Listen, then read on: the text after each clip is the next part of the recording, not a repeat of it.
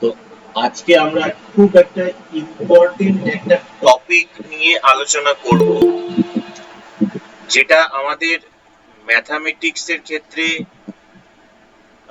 একটা নতুন ডাইমেনশন তৈরি করেছিল।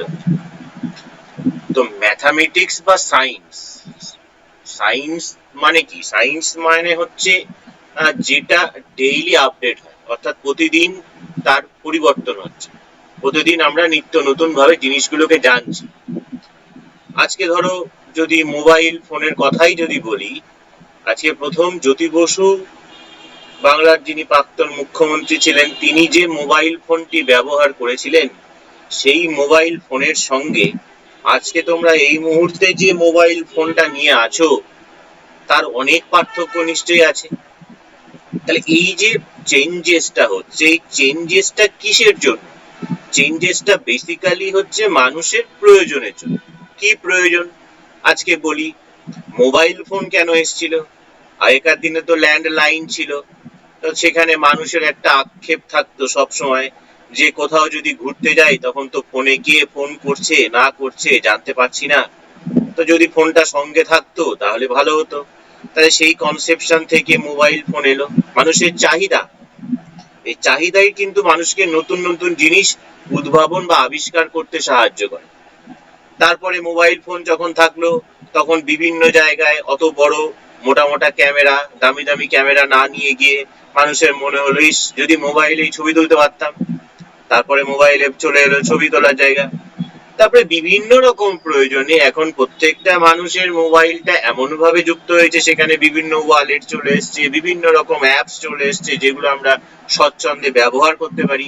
এই মুহূর্তে যে অ্যাপসটা ব্যবহার করছি, গুগল মিট, এটাও সেই সময় ছিল না। এইটা আমাদের বিশেষ করে এই অতিমারির সময় সেটা খুবই প্রয়োজন। কিছু না হওয়ার থেকে যতটুকুনি হচ্ছে, হ্যাঁ পড়াশোনার ফেস টু ফেস মোডের বিকল্প নেই, এ বিষয়ে কোনো সন্দেহ নেই, কিন্তু যখন ফেস টু ফেস মোডে আমি পড়াশোনা করতেই পারছি না, তা সেই জায়গায় দাঁড়িয়ে আজকে যেভাবে আমরা ক্লাস করছি, সেটা তো তার অবদান তো অনস্বীকার্য।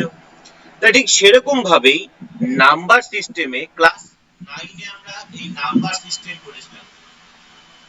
ক্লাস 9 এ যখন আমরা পড়েছিলাম, মনে করে দেখো, সেখানে ফার্স্ট যে চ্যাপ্টারটা আমাদের ছিল, সেই চ্যাপ্টারটা ছিল বাস্তব সংখ্যা। মনে পড়ে নিশ্চয়ই?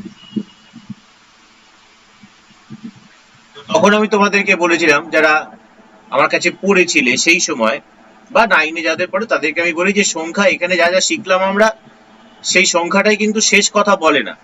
যেমন প্রথমে আমরা যেটা শিখেছিলাম, দ্যাট ইজ ন্যাচারাল নাম্বার। আমি আবার একটু তোমাদেরকে মনে করিয়ে দিচ্ছি।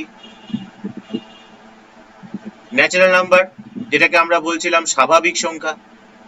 তো স্বাভাবিক সংখ্যা, এটাকে বলা হয় ভগবানের দান, মানে এই সংখ্যাটা ভগবান তৈরি করেছে, আর বাকি যত সংখ্যা আছে সব আমরা তৈরি করেছি।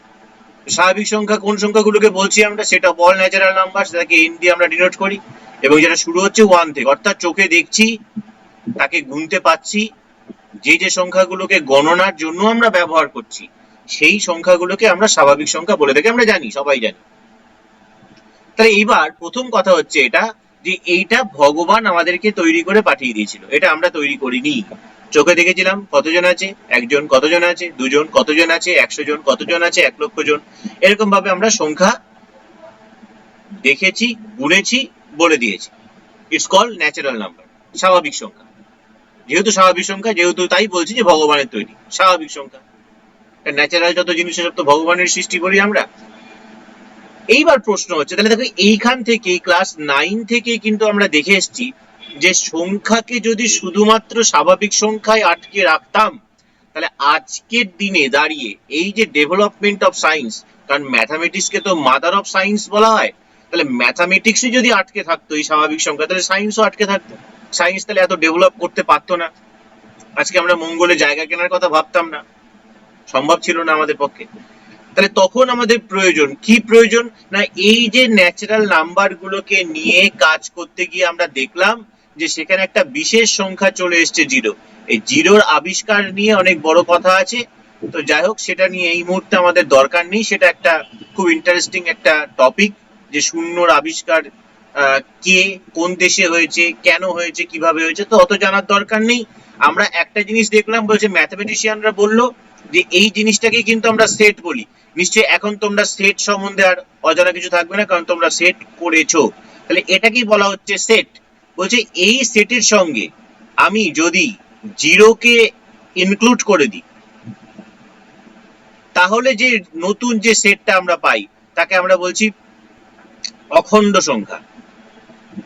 একে আমরা বলছি অখণ্ড সংখ্যা বা হোল নাম্বার বা হোল নাম্বার।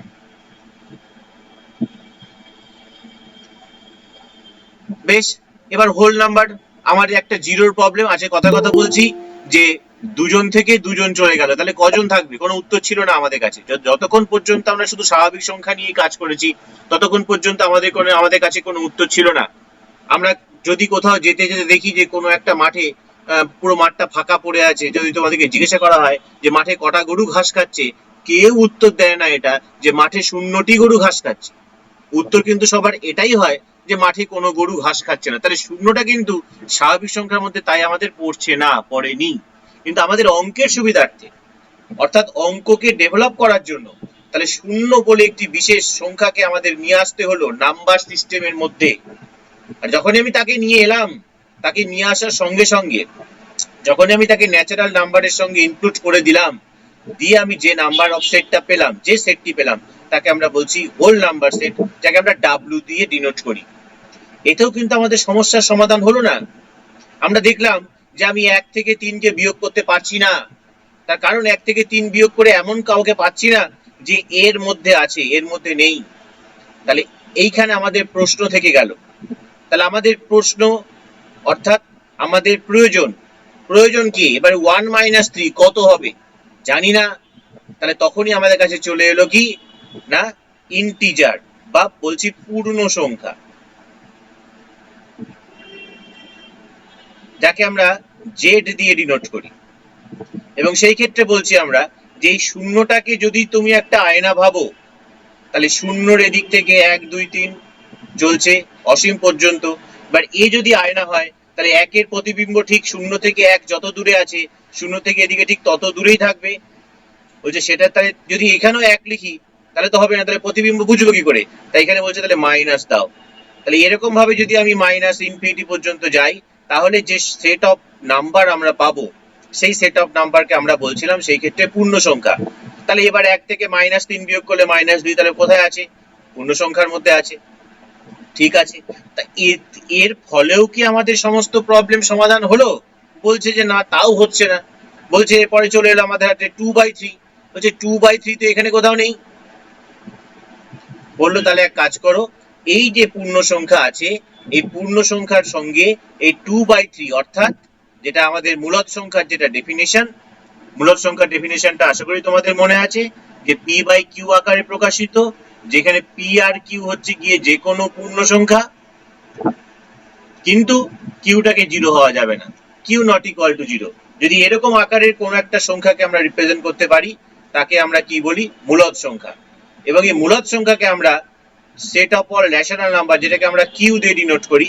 তাহলে কিউ এর মধ্যে এবার একটা জিনিস লক্ষ্য করে দেখো, মানে মজার ব্যাপারটা কোথায়, আমি যখনই একটা একটা করে নতুন সেটকে যখন ইন্ট্রোডিউস করছি, তখন আগের সেটটা কিন্তু তার মধ্যে ঢুকে যাচ্ছে। যখনই আমি একটা নতুন সেটকে ইন্ট্রোডিউস করছি, আগের সেটটা কিন্তু তার মধ্যে ঢুকে যাচ্ছে। তাহলে এখানে যখন আমি সেট অফ অল রেশনাল নাম্বারকে যখন ইনক্লুড করব, তাহলে কিন্তু আগের সেটটা কিন্তু আমার ঢুকে থাকবেই, এখানে আগের সেটটা আমার থাকবেই। শুধু কি না, তার ফাঁকে ফাঁকে আমার ধরো 2/3 যদি হয়, তা ডেফিনেটলি 2/3টা 0 থেকে 1 এর মধ্যে কোথাও না কোথাও আছে। এটা আমরা যদি একটা রিয়েল লাইন টেনে নিই, তাহলে আরো ভালো বুঝতে পারবো। এটা হচ্ছে আমার 0, এটা হচ্ছে আমার 1, তাহলে 2/3, অর্থাৎ প্রকৃত ভগ্নাংশ যারা আছে তারা সবাই এই 0 থেকে 1 এর মধ্যে কোথাও না কোথাও বিলংস করছে। এবং আমরা সেই ক্ষেত্রে দেখেছিলাম যে সংখ্যাগুলোকে কিন্তু আমরা একটা বিন্দু হিসেবে ভাবতেই পারি, যে একটা সরল রেখার উপরে অসংখ্য বিন্দু, তাই সংখ্যাও অসংখ্য, সংখ্যার শেষ নেই। যেহেতু সরলরেখার উপরে বিন্দুরও কোনো শেষ নেই, তাই সরলরেখার উপরে সংখ্যারও কোনো শেষ নেই। কেন এই কথাটা বলতে পারলাম না? বলতে পারলাম এই কারণেই যে যেহেতু আমরা প্রত্যেকটা সংখ্যাকে একটা করে বিন্দু হিসেবে ট্রিটমেন্ট করছি এখানে। তাহলে এবার মূলদ সংখ্যা চলে এলো, তাতে আমাদের এই যে প্রবলেমগুলো 2/3, এই জাতীয় যে সংখ্যাগুলো আসছিল তাহলে সেই সংখ্যাগুলো তাদের ন্যাচারাল নাম্বারের মধ্যেও ফেলতে পারছিলাম না, তাদের হোল নাম্বারের মধ্যেও ফেলতে পারছিলাম না, তাদের ইন্টিজারের মধ্যেও ফেলতে পারছিলাম না। তাই তাদেরকে আমরা কোথায় ফেলতে পারছিলাম? এর set of all rational number, মূলদ সংখ্যার মধ্যে ফেলতে পারছিলাম। এরপরেও কি আমাদের সমস্যা সমাধান মিটলো? বলছে না, তাও মিটলো না। বলছে এরপরও আমরা কিছু কিছু সংখ্যা পেলাম এমন, যা ধরা যাক এক্স স্কোয়ার ইকুয়াল টু 2, তাহলে সেই ক্ষেত্রে আমরা দেখলাম যে এক্স ইকুয়াল টু হয়ে যাচ্ছে √2। তাহলে √2 মানে হচ্ছে এমন একটা সংখ্যা যেগুলো non recurring and non terminating. That means যে দশমিকের পরে এর ভাগফল শেষ নেই, নন টার্মিনেটিং। আবার নন টার্মিনেটিং হলেও, যেমন ধরো আজকে যদি আমি 3 কে 1 দিয়ে ভাগ করি, এটাও নন টার্মিনেটিং, পয়েন্ট দিয়ে 0, 3 তিরিক্ষে 9, আবার দশমিকের জন্য 0, আবার 3 তিরিক্ষে 9, আবার দশমিকের জন্য 0, আবার 3 তিরিক্ষে 9, তাহলে চলবে। এও নন টার্মিনেটিং, বাট এটা রেকারিং। রেকারিং মানে ঘুরে ঘুরে আসছে। কে ঘুরে ঘুরে আসছে? না, পার্টিকুলার একটা সংখ্যায় দেখা যাচ্ছে ঘুরে ঘুরে আসছে। তাই এইগুলোকে আমরা আবৃত দশমিকে করেছিলাম, ক্লাস 6 এ করেছিলাম সম্ভবত। তাহলে এরকম ভাবে এদেরকে আমরা রিপ্রেজেন্ট করি। এইটার মাথায় পৌনঃপুনিক দেওয়া মানেই হচ্ছে তাই যে এই তিনটাই ঘুরে ঘুরে ঘুরে ঘুরে আসছে। বাট √2 এ এমন একটা নাম্বার, একে যদি আমরা ভাগ প্রক্রিয়ার সাহায্যে বর্গমূল করি, আমরা তো এখানে 1.414 বলেই ছেড়ে দিই, কিন্তু 1.414ই কিন্তু শেষ নয়, এ কিন্তু চলছে।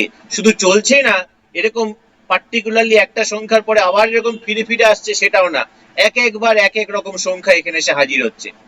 তাই এই জাতীয় সংখ্যাগুলোকে আমরা বলছি non terminating as well as non recurring. This type of number is called recurring number, not terminating definitely, but this type are called recurring. But this type are called not terminating, not recurring. তাহলে এই জাতীয় সংখ্যাগুলো তাহলে কি হবে? বলছে তাহলে এই যে মূলদ সংখ্যা আছে এর বাইরেও, তাহলে তার মানে আমি যদি একটা জায়গা এরকম ভাবি যে প্রথমে আমাদের set of all natural numbers, তারপরে আমাদের তোমাদের 9 এর বইতে এই ছবিটা ছিল, একে আমরা ত্রিভুজ দিয়ে ঢেকে দিলাম, এখানে চলে এলো হোল নাম্বার, তারপরে তাকে আমি আয়তক্ষেত্র দিয়ে ঢাকলাম, এখানে চলে এলো ধরো আমাদের ইন্টিজার, তারপরে একে পঞ্চভুজ দিয়ে ঢাকলাম, এখানে চলে এলো মূলদ সংখ্যা। তাহলে ভেবে দেখো, ন্যাচারাল নাম্বার এটা যদি সেট ভাবি, তাহলে সে সাবসেট কার? হোল নাম্বারের। আবার হোল নাম্বার সাবসেট কার? ইন্টিজারের। আবার ইন্টিজার সাবসেট কার? মূলদ সংখ্যার, রেশনাল নাম্বারের। এছাড়াও আরো এক ধরনের নাম্বার আমরা পাচ্ছি, কিন্তু এই নাম্বারগুলো কিন্তু এইখানকার মধ্যে কোথাও আমি রাখতে পাচ্ছি না।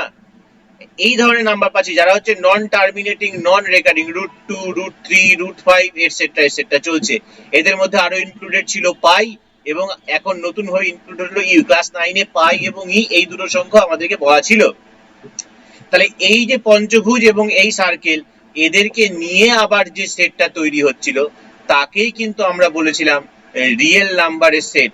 এবং মোটামুটি ক্লাস 9 এ আমাদের এইখানেই চ্যাপ্টার শেষ হয়েছিল। এটাকে আমরা বলেছিলাম রিয়েল নাম্বার, যা বা বাস্তব সংখ্যা। তাই চ্যাপ্টারটার নাম ছিল আমাদের বাস্তব সংখ্যা। আজকে আমরা দেখব এটাই 11 এ উঠে যে রিয়েল নাম্বার করেও যে আমাদের সংখ্যার সমস্ত রকম প্রবলেমের সমাধান আমরা করতে পেরেছি তা কিন্তু নয়। তবে হ্যাঁ, আজকে আমরা যেটা শিখবো, আজকের ডেট পর্যন্ত মোটামুটি আর কোনো প্রশ্ন আমাদের থাকবে না সংখ্যা নিয়ে যে এই সংখ্যাটা কোথায় যাবে। আর আরেকটা ব্যাপার, যে সংখ্যা যখন নতুন সংখ্যা আমি হঠাৎ করে বলে দিলাম যে ঠিক আছে এইখানে এই সংখ্যাগুলো থাকবে, তা আমি যখন সংখ্যা নতুন করে নিয়ে আসছি তার মানে কিন্তু এটা নয় যে সে আগের সমস্ত প্রপার্টি গুলোকে সে ইগনোর করে যাচ্ছে। দেখো, আমি প্রথমে এই সেটটা ছিল আমাদের হাতে, তারপরে যখন এ এলো, ন্যাচারাল নাম্বারের সংখ্যাগুলো যে যে প্রপার্টি গুলো মেনটেন করে, হোল নাম্বারের সংখ্যাগুলো কিন্তু সেই সেই প্রপার্টি মেনটেন করে। আবার তারপরে আমাদের প্রয়োজনে যখন আমরা সেট অফ অল ইন্টিজারকে নিয়ে এলাম, ইন্টিজার যখন নিয়ে আসলাম, তাহলে ন্যাচারাল নাম্বার, হোল নাম্বার যে যে প্রপার্টি গুলো মেনটেন করছিল, এখানে ইন্টিজারটাও কিন্তু সেই সেই প্রপার্টি গুলোই মেনটেন করছে। তাহলে আমি নতুন করে এনেছি। মাথায় রাখবে যে যত দুনিয়াতে হিংসে হয় সেটা কিন্তু মানে উচ্চতর জায়গায় বলতে মানে যেখানে মানুষ ইনভেন্ট করছে, আবিষ্কার করছে, আবিষ্কারের জায়গাটা কিন্তু খুব স্পর্শকাতর। সেখানে অনেক মানে একই মাইন্ড বলতে মানে একই ইন্টেলিজেন্সের প্রচুর লোক থাকে। তার মধ্যে কিন্তু একজন লোকই কিন্তু এই শিরোপাটা পায় যে আমি আবিষ্কার করলাম, তাহলে বাকি যারা তার সম তুল্য তারা কিন্তু তাকে ছেড়ে দেবে না, অত সহজে তাকে জায়গা করে দেবে না।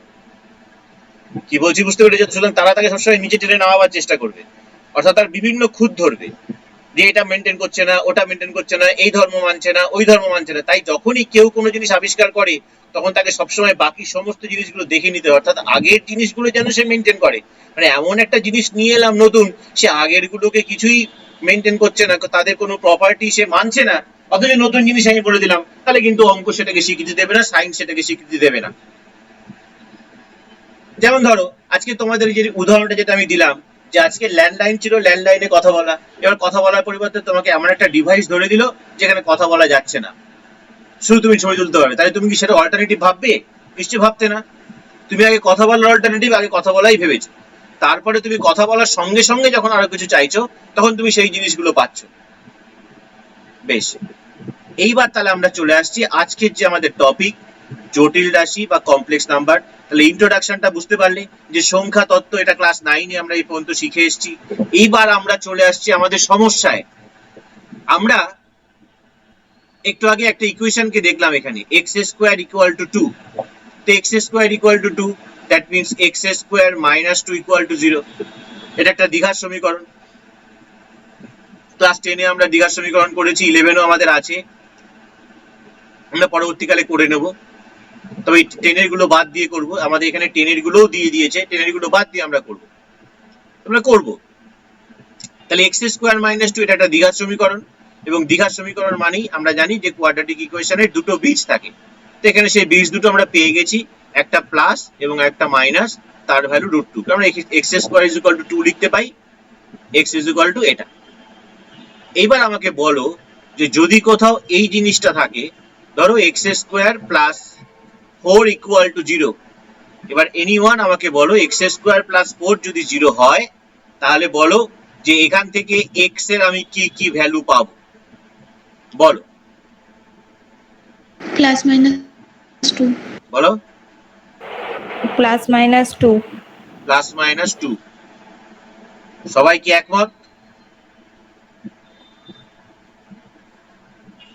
বাকি যারা যারা ক্লাস করছো সবাই কি একমত?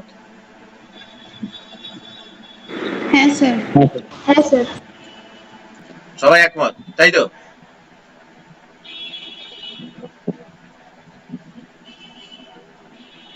আচ্ছা,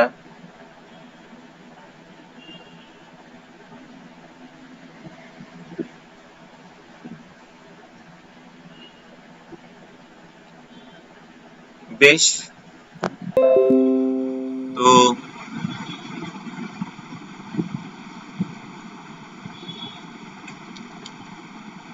তার মানে প্রথম কথা, এখান থেকে আমরা কি লিখতে পাচ্ছি,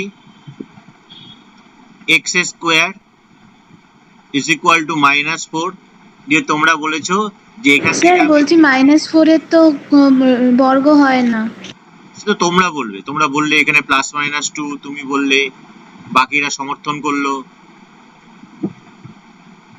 তার মানে আমরা এই জিনিসটা বলতে পারছো তোমরা এখান থেকে যে x is equal two plus minus √/-4, এবং এটাকে বর্গমূল করে এই জিনিসটা তোমরা পাবে। তার মানে +2 কে যদি আমি বর্গ করি তাহলে আমি -4 পাবো, -2 কেও যদি আমরা বর্গ করি, +2 কে বর্গ করলে -4 পাবো না। পাবো না? তাহলে তোমাদের কথা অনুযায়ী তো তোমরা পাচ্ছ এখানে, তোমাদের কথা অনুযায়ী তোমরা তো পাচ্ছ এখানে।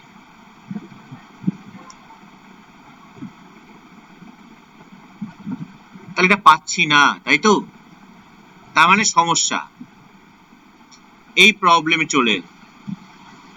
সমস্যা যতক্ষণ পর্যন্ত না হয় অঙ্কে, ততক্ষণ পর্যন্ত কিন্তু চলে যাবে, কোনো সমস্যা, মানে আমরা যা জানি সেটা দিয়ে আমরা কাজ করতে পারি। তো যেহেতু আমরা যেটা জানি সেটা দিয়ে যেহেতু কাজ করতে পারি এখানে, তাই যতক্ষণ পর্যন্ত আমাদের সমস্যা না হচ্ছে ততক্ষণ পর্যন্ত আমরা, কিন্তু যখন আমাদের সমস্যা আসছে তখন কিন্তু আমাদের অন্যরকম ভাবতে হবে, এবং তখনই ম্যাথমেটিশিয়ানদের মাথা খারাপ হয়, তখনই কিন্তু তারা এই জিনিসগুলোকে ভাবার চেষ্টা করে যে কি হবে, কি হচ্ছে, কি হতে পারে। তো এইখানে দেখো, তাহলে এইখানে তৈরি হলো সমস্যা আমাদের। তো সমস্যাটাকে এবার আরো আমরা ছোট করে দিচ্ছি।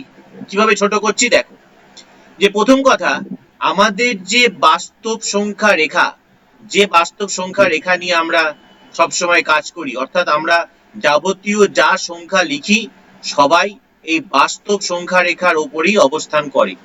তাহলে বাস্তব সংখ্যা রেখার উপরে এমন কোনো কি সংখ্যা আমরা আজ পর্যন্ত পেয়েছি যাকে আমি বর্গ করব, বর্গ করে সেটা নেগেটিভ আসবে? না স্যার। পাইনি।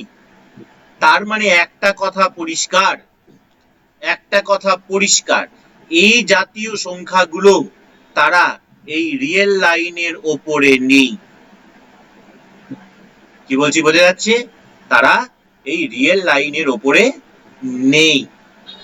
তাহলে এইবার শুরু হলো ক্লাস 11 এর কমপ্লেক্স নাম্বারের কনসেপশন। চলে এসো। তাহলে প্রথম কথা, এরা কোথায় আছে?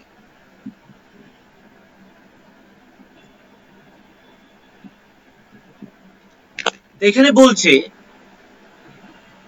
যে এরা রিয়েল লাইনের উপরে নেই। ভালো কথা, এরা রিয়েল লাইনের উপরে থাকছে না। যেখানে জিরো আছে আমাদের, যেখানে আমাদের জিরো আছে, এই জিরোতে যদি আমরা এর উপর যদি একটা পারপেন্ডিকুলার ড্র করে দিই, যদি সেটাকে আমরা ওয়াই অ্যাক্সিস যদি ভাবি এবং রিয়েল লাইনটাকে যদি আমরা বাস্তব মানে এক্স অ্যাক্সিস যদি ভাবি, তাহলে এটা একটা অক্ষতন্ত্র হয়ে গেল। অক্ষতন্ত্র মানে, তাহলে আমরা প্রথমেই বলছি যে এই যে সংখ্যাগুলোকে নিয়ে এখন আমি ভাবতে চাইছি সেই সংখ্যাগুলো কিন্তু এখন আমার এক্স অ্যাক্সিসের উপরে নেই, অর্থাৎ বাস্তব সংখ্যা রেখার উপরে নেই। তাহলে প্রথম প্রশ্ন, তারা কোথায় আছে? বলছে তারা এই লাইনের উপরে যখন নেই, তাহলে এই জায়গাগুলোতে আছে, এই জায়গাগুলোতে তারা আছে। তাহলে এই জায়গাগুলো তারা বিন্দুর আকারে এরকম ভাবে আছে। তাই প্রথম কথা, এই প্লেনটাকে বলা হয় আর্গান্ড প্লেন, বা অনেকে কমপ্লেক্স প্লেনও বলে, বা জটিল তল। যেটা একদম ইজি, যেটা আমরা বুঝতেই পারছি ক্লাস 8 থেকে শুরু করেছিলাম অক্ষতন্ত্র, সেইখান থেকে শুরু হচ্ছে, সেই জিনিসটাই কিন্তু আছে। ঠিক যেভাবে আমরা ত্রিকোণমিতিতে শুরু করেছি first, second, third, fourth quadrant, ঠিক সেই জিনিসটাই কিন্তু চলে আসছে আমাদের। তার মানে এই যে একটা পয়েন্ট, তাহলে এই পয়েন্টটা যদি রিয়েল অ্যাক্সিসের উপরে না থাকে, তার মানে কমপ্লেক্স নাম্বারের তাহলে কোথায় আছে? তারা এই জায়গাগুলোতে তারা আছে। তাহলে এইবার প্রশ্ন যেটা হচ্ছে, তাহলে ওই জায়গাগুলোতে যদি তারা থাকে, তাহলে তারা কিভাবে আছে, এখানে কিভাবে থাকবে? তো প্রথম কথা হচ্ছে, যেহেতু বিন্দু, একটা করে বিন্দু, প্রত্যেকটা সংখ্যায় তো একটা বিন্দু, বলছে এখানে ধরো কথার কথা বলছি, এখানে যে 2 যে পয়েন্টটা আছে, যে বিন্দুটা আছে, মানে যে সংখ্যাটা আছে, তো সেটাকে তো আমরা 2,0 ভাবতেই পারি না, ভাবার তো কিছু নেই। এইবার প্রথম কথা হচ্ছে যে আমি যদি এইখানের যে কোনো একটি বিন্দুকে যদি ধরে নিই এবং সেই বিন্দু থেকে যদি আমি পারপেন্ডিকুলার ড্রপ করি এবং সেই বিন্দুর স্থানাঙ্ক যদি আমি a, b ধরি, যদি বিন্দুটা হয় ধরো জেড, তাহলে জেড কে একটা কমপ্লেক্স নাম্বার আমি তখনই বলবো যদি আমি জেড কে a প্লাস আই বি দিয়ে রিপ্রেজেন্ট করতে পারি। তাহলে এবার চলে আসছে আইটা কি? হঠাৎ করে আপনি কোথা থেকে আই নিয়ে চলে এলেন? এইবার দেখো কোথা থেকে আই নিয়ে আসছে। এই যে একটু আগে আমাদের যে প্রবলেমটা ছিল √4, বা ধরো আমাদের √9 বা √2, তাহলে √4 কে আমি তো এই জিনিসটা লিখতেই পারি যে -1 × 4, √9 কে তো আমি এই জিনিসটা লিখতেই পারি -1 × 9। তাহলে এই যে 4 যেটা আছে, সেই 4টা কিন্তু বর্গমূল হয়ে 2 চলে এলো, তাহলে ভেতরে কে থাকলো? √1। এক্ষেত্রে কিন্তু 9টা চলে এলো 3 হয়ে, কিন্তু ভেতরে কে থাকছে? √1। এই ক্ষেত্রেও দেখো -1 × 2, তাহলে এখানে √2 একটা ভাবতে পারি আর √1 একটা ভাবতে পারি, কিন্তু √1 কিন্তু কোনো বাস্তব সংখ্যা নয়। তাই একে যদি সংখ্যা ভাবো তাহলে কিন্তু ভুল হয়ে যাবে। কোন দিক দিয়ে ভুল হবে পরে বলছি আমি। তাহলে এবার প্রশ্ন হচ্ছে, তাহলে এটা কি? তাহলে এ কে কি করা যাবে? তাহলে প্রথম অয়লার বলে একজন ম্যাথমেটিশিয়ান আমাদের এই জায়গা থেকে বের করে আনেন। তার বক্তব্য হচ্ছে এই যে -1 আই স্কোয়ার কে তিনি -1 ধরেন, এটা ধরে নেওয়া, এটা ধরে নেওয়া হয়েছে, যেটাকে এটা অ্যাকচুয়ালি ইওটা, একটা গ্রিক অ্যালফাবেট আই স্কোয়ার। তার মানে প্রথম প্রপার্টি যেটা ধরে নিচ্ছি আমরা, কিছু কিছু জিনিস না ধরলে কিন্তু আমাদের ম্যাথামেটিক্সে হয় না, ডেফিনিশন থাকতেই হয়। তাহলে প্রথম কথা যেটা জানলাম যে what is I, that means I square হচ্ছে কি -1। তো সেখান থেকে আমরা আই সমান সমান এই ভাবটা, এই জিনিসটা বলতেই পারি +-√1। তাই অনেক জায়গায় দেখা আছে যে আই সমান সমান কত, হয়তো √, মানে ম্যাক্সিমাম জায়গায় √1 কেই বলা থাকে, √1 কে কিন্তু কোথাও বলে না আই সমান সমান। তার কারণ কি পরে বলছি আমরা। তাহলে এইবার এই যে √1 যেটাকে আমি আই ধরছি, এই আইটাকেই আমরা এই যে কমপ্লেক্স প্লেন, ভেবে দেখো আমি যদি একটু ঘিরে দিই তাহলে হয়তো একটু কালার দিতে পারবো, তাহলে আমি কালার দিতে পারছি না, ধরো এটা আমি ঘিরে দিলাম এই জায়গাটা, আরো আছে, আমি একটা পার্টিকুলার জায়গা নিয়ে নিলাম। এই লাল জায়গা বাদে এই যে বাকি যে জায়গাগুলো আছে, এই জায়গাগুলো তার মানে কি, এই জায়গাগুলো কিন্তু সবই আমি কি বলছি কমপ্লেক্স প্লেন। তাহলে এই কমপ্লেক্স প্লেনে তো আমাকে বিভিন্ন বিন্দু, এখানে প্রত্যেকটা অনেক বিন্দু আছে, তাহলে সেই বিন্দুগুলোকে আমি যাব, আমার তো যাওয়ার জন্য একটা ইউনিট দরকার, একটা একক দরকার। আমি যখন 1 থেকে 2 যাচ্ছি, তাহলে 1 থেকে 2 একটা নির্দিষ্ট ইউনিট আছে, তো এককের তো আমাদের থাকতেই হবে, সেই ইউনিট মেনে তবে আমি 1 থেকে 2 যাচ্ছি। তাহলে এই যে কমপ্লেক্স প্লেনে যে পয়েন্টগুলো আছে, সেই পয়েন্টগুলোকে যেতে গেলে আমাকে যে ইউনিটের সাহায্য নিতে হবে, দ্যাট ইজ কল্ড আই, যেটাকে আমরা আই বলছি। অর্থাৎ কমপ্লেক্স প্লেনে এক জায়গা থেকে আরেক জায়গায় যেতে গেলে আমি যে ইউনিটের সাহায্য নেব, সেই ইউনিটটাই হচ্ছে এখানে আই। তার জন্য ভেবে দেখো এখানে যদি আমি তুলে দিই, এটা জানি না উঠবে নাকি, এবার দেখো তাহলে এই যে এ আর বি যে বিন্দুটা আমি নিয়েছিলাম, তাহলে এইখান থেকে আমি যখন যে কোনো বিন্দুতে যেতে গেলে আমরা কি প্রথমে এইখান থেকে এতটা আসি, তো এইখান থেকে যখন আমি এতটা আসছি, সেটা তো আমি বাস্তব সংখ্যা রেখার উপর দিয়ে আসছি, যেহেতু বাস্তব সংখ্যা রেখার উপর দিয়ে আসছে, তাহলে এটা বাস্তব সংখ্যা, এটা রিয়েল লাইনের উপরে থাকছে। আর এইখান থেকে এইটা বি, যেটা বাস্তব সংখ্যা, বি কিন্তু বাস্তব সংখ্যা, কিন্তু ইউনিটটা কি বলছে, ইউনিটটা হচ্ছে আই, আই বি, এইভাবে আমি যাচ্ছি এতটা। তাই মাথায় রাখতে হবে যে কোনো জটিল রাশি বা যে কোনো কমপ্লেক্স নাম্বারের সাধারণ আকার, যদি জেডকে আমি যে কোনো কমপ্লেক্স নাম্বার ধরি, তাহলে সাধারণ আকার a প্লাস আই বি, যেখানে এটাও বাস্তব, যেখানে এ বি, এই দুটোই কিন্তু বাস্তব। আবার এখানে এটাকে আমরা রিয়েল পার্ট বলে থাকি, আর এইটাকে আমরা ইমাজিনারি পার্ট বলে থাকি। ইমাজিনারি কেন ইমাজিন করে নিয়েছি আমরা, আইটাকে তো ইমাজিন করে নিয়েছি, ধরে নিয়েছি, এটাকে আমরা ইমাজিনারি পার্ট বলে থাকি। তাই অনেক সময় রিয়েল পার্টকে আর ই জেড বলতে আমরা কিন্তু এ কে বুঝবো, ইমাজিনারি আই এম জেড এটা বলতে কিন্তু আমরা আই বি কে বুঝবো। তাহলে এইরকম ভাবে একটা কমপ্লেক্স নাম্বারকে দুটো পার্টে আমরা ভাঙতে পারি। এবার একটু আগে একটা কথা বলেছিলাম আমি, যে আমি একটা নতুন জিনিসকে নিয়ে আসলাম, কিন্তু সেই জিনিসটাকে আগের জিনিসগুলোকে সিদ্ধ করলো না, আগের প্রপার্টি গুলোকে মেনটেন করলো না, সেটা হবে না। এবার লক্ষ্য করে দেখো, যে একটু আগে বলেছিলাম, দেখো স্বাভাবিক সংখ্যা ছিল এখানে, এখানে স্বাভাবিক সংখ্যা ছিল, স্বাভাবিক সংখ্যাকে কে খেয়ে নিল না, স্বাভাবিক সংখ্যাকে খেয়ে নিল কে, তারপরে যেটা অর্থাৎ পূর্ণ সংখ্যা। তাহলে পূর্ণ সংখ্যা যখন চলে এলো তখন পুরোটাই এরকম লাল হয়ে গেল। আবার তাদেরকে যখন আমি ঘিরলাম, তখন যেটা এলো সেটা আবার আগের জায়গাটায় ঘিরে নিল, তখন আর কেউ, সবাই কিন্তু তখন কি, সবাই হচ্ছে পূর্ণ সংখ্যা। তারপরে আবার তারপরে যে এলো সে আবার আগেরটাকে ঘিরে ফেললো পুরোটাকে, অর্থাৎ যে আসছে সে কিন্তু আগেরটাকে গিলে গিলে খাচ্ছে। এরকম ভাবে যখন রিয়েল লাইন এলো, এটা যখন এলো, তখন এ আবার কি পুরোটাই ঘিরে ফেললো। তাহলে এইবার লক্ষ্য করে দেখো, আমি যে কোনো একটা সংখ্যা যদি এখানে ভাবি, ধরো টু আমাদের কি সংখ্যা, টু হচ্ছে আমাদের ধরো স্বাভাবিক সংখ্যার মধ্যে পড়ছে, বলছে টু কে তো আমি 2 প্লাস আই ইন্টু 0 তো ভাবতেই পারি, তার মানে যে কোনো সংখ্যাকে আমি কমপ্লেক্স নাম্বার বলতে পারি। তাহলে যে কোনো সংখ্যাই হচ্ছে কমপ্লেক্স নাম্বার। তাহলে এবার যে কোনো সংখ্যা যদি কমপ্লেক্স নাম্বার হয়, তাহলে যে কোনো সংখ্যার যে যোগ ভাগ গুণ যেগুলো আছে, আমরা সেই যোগ ভাগ গুণ এদের মধ্যে আমরা অ্যাপ্লাই করব, এবং যোগ ভাগ গুণগুলো আমাদের একই রকমের হবে। এই পর্যন্ত বুঝলে নাকি বলো? স্যার তাহলে আই এর ভ্যালু কি সবসময় মাইনাস, না √-1 এরম টাইপেরই হবে? এরকম টাইপের না, ওইটাই।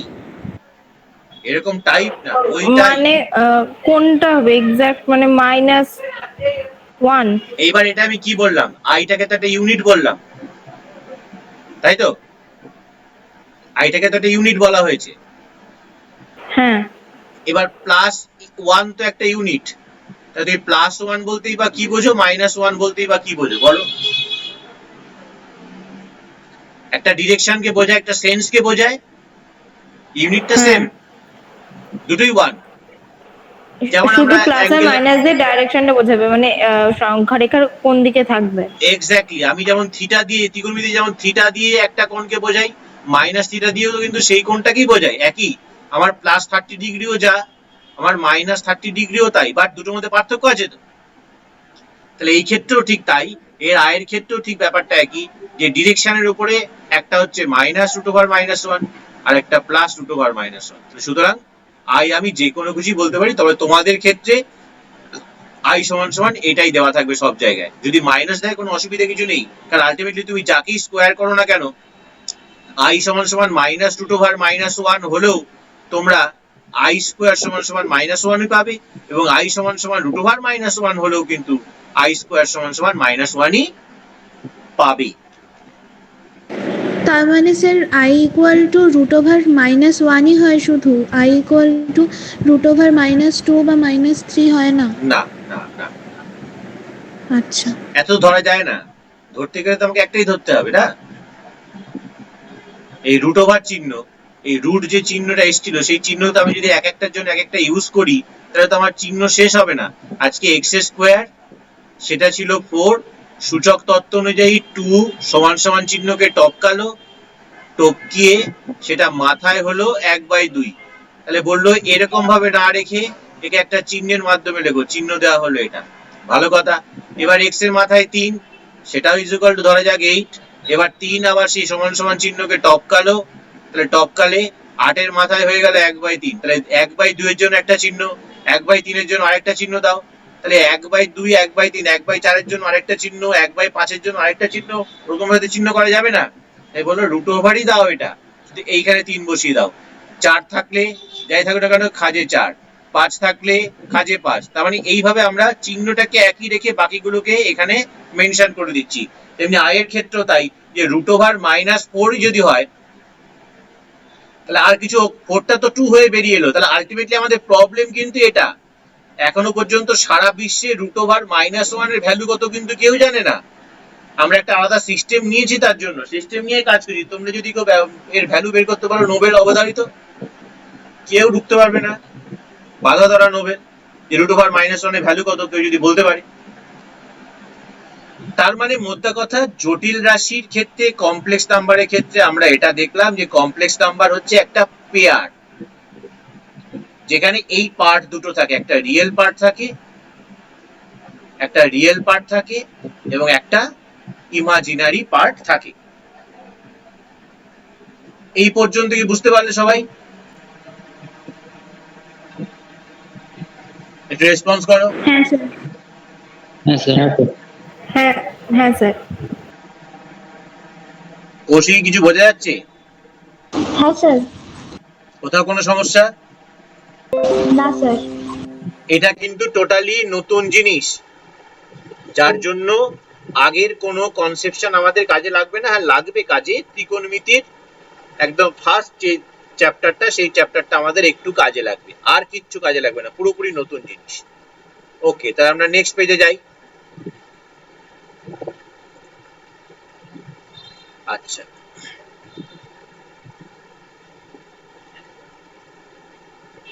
তাহলে প্রথমেই আমরা যেটা চলে আসছি সেটা হচ্ছে, এই যে কমপ্লেক্স নাম্বার তো পেলাম, তো তাই কমপ্লেক্স নাম্বারের এবার তাদের প্রপার্টি কি হবে ভেবে দেখো। আজকে বললো তোমাদেরকে Z1 একটা কমপ্লেক্স নাম্বার আর Z2 একটা কমপ্লেক্স নাম্বার, তোমাকে দুটো সংখ্যা দিল, একটা বললো 2 একটা সংখ্যা, একটা বললো 5 একটা সংখ্যা। তোমাকে জিজ্ঞাসা করতেই পারে যে 2 এবং 5 এর মধ্যে কে বড়, কি উত্তর দেবে? 5। কোনো সন্দেহ নেই আশা করি কারোর মধ্যে যে 2 এর থেকে 5 বড়। তাহলে এবার যদি তোমাকে প্রশ্ন করে যে Z1 আর Z2 দুটো কমপ্লেক্স নাম্বার, কে বড়, কি উত্তর দেব? তাহলে উত্তর কি দেবে দেখো। উত্তর দেওয়ার জন্য প্রথমেই তুমি কি কমপ্লেক্স নাম্বার কোথায় আছে, কমপ্লেক্স নাম্বার তো আর বাস্তব সংখ্যা রিয়েল লাইনের মধ্যে নেই, এখানে 2 5 সংখ্যাগুলো কি আছে, এইখানে আছে কোথাও না। তাই মূল বিন্দু থেকে কে কত দূরে তার উপরে ভিত্তি করে আমরা বড় ছোটর কথা বলছি, যে যত ডান দিকে যাওয়া যায় তত বড় হয়, যত বাঁ দিকে আসে তত ছোট হয়, তাই ঋণাত্মকের দিকে এগুলো ছোট বলছি। কিন্তু ধরো এখানে একটা কমপ্লেক্স নাম্বার আছে Z1, এখানে একটা কমপ্লেক্স নাম্বার আছে Z2, তাহলে Z1 দিয়ে কিন্তু একটা বিন্দুকে ইন্ডিকেট করা হচ্ছে, Z2 দিয়ে একটা বিন্দুকে ইন্ডিকেট করা হচ্ছে।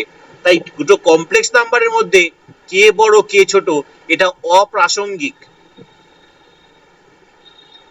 কারণ তুমি দুটো বিন্দুর মধ্যে কে বড় কে ছোট বলতে পারবে? কখনোই বলতে পারবো না।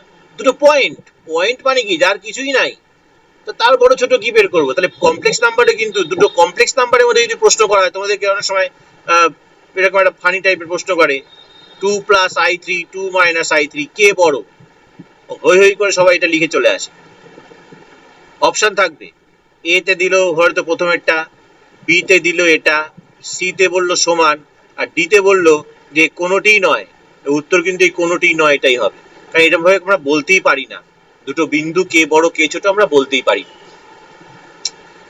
এইখানে প্রথম যেটা আমাদের আসবে এখন, দ্যাট ইজ কল্ড মডিউলাস।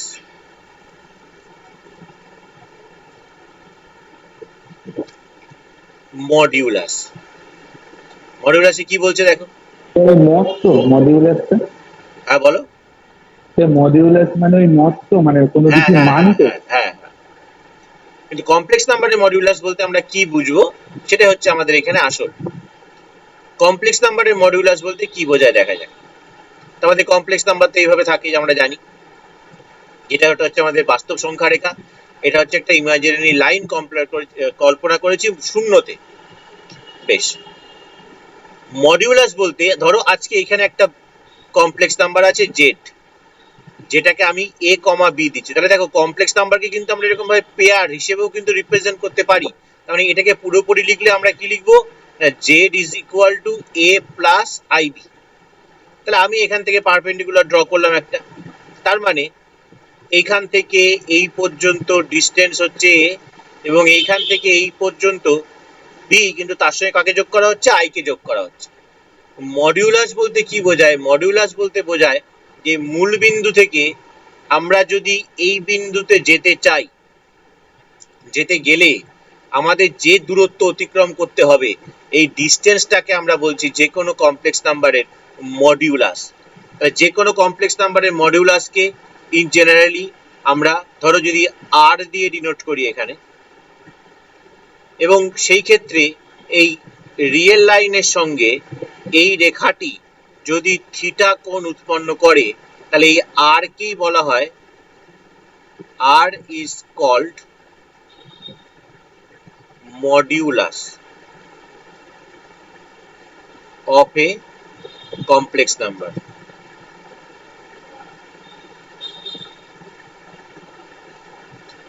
এখানে আরেকটা জিনিসও লিখে দিই, মডিউলাস অ্যান্ড অ্যামপ্লিচিউড।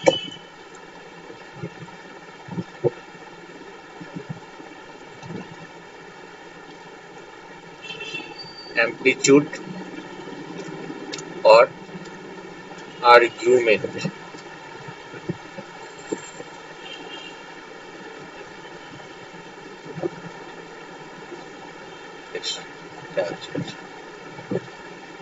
Amplitude বা argument.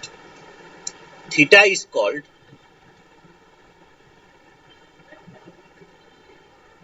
amplitude or argument। তাহলে এবার চলে আসি, দেখো যখন এটা আমি দিলাম তাহলে এটা একটা সমকোণী ত্রিভুজ, যার এটা হচ্ছে বেস, এটা হচ্ছে পারপেন্ডিকুলার। তাহলে এখান থেকে আমরা r সমান সমান কি বলতে পারি না, r সমান সমান হচ্ছে root over a square plus B square. মাইনাসটা আমি নেব না, তার কারণ হচ্ছে মাইনাসটা আমি নেব না, কেন নেব না, এটা আমরা ডিস্টেন্স বলছি যেহেতু সবসময়। আর এখান থেকে লক্ষ্য করে দেখো এই থিটাটা কি না, থিটাটাকে আমি কি বলতে পারি, যদি আমি লিখি এখান থেকে যে ট্যান থিটা, ট্যান থিটা সমান সমান কি লম্ব বাই ভূমি অর্থাৎ বি বাই এ। তাহলে এইখান থেকে থিটা আমরা লিখতে পারি ট্যান ইনভার্স, এটা একটুখানি জেনে নাও, এটা ক্লাস 12 এ আমাদের আছে, এটাকে আমরা উচ্চারণ করি ট্যান ইনভার্স বি বাই এ, অর্থাৎ যার সাহায্যে অ্যাঙ্গেলকে রিপ্রেজেন্ট করা হয়। তাহলে অ্যাঙ্গেলকে ফাইন্ড আউট করাটাকেই বলা হয় তার অ্যামপ্লিটিউড নির্ণয় করা বা আর্গুমেন্ট নির্ণয় করা, আর এই আরটাকে নির্ণয় করাকেই বলা হয় তার মডিউলাস করা। তা আমাদের যদি জেড এরকম দিয়ে দেয়, এখান থেকে আমরা এরকম ভাবে ভাবতে পারি যে ধর Z is equal to A plus I B, তাহলে এখান থেকে আমরা বলতে পারি হ্যাঁ mod z বা modulus z, that is a square plus b square,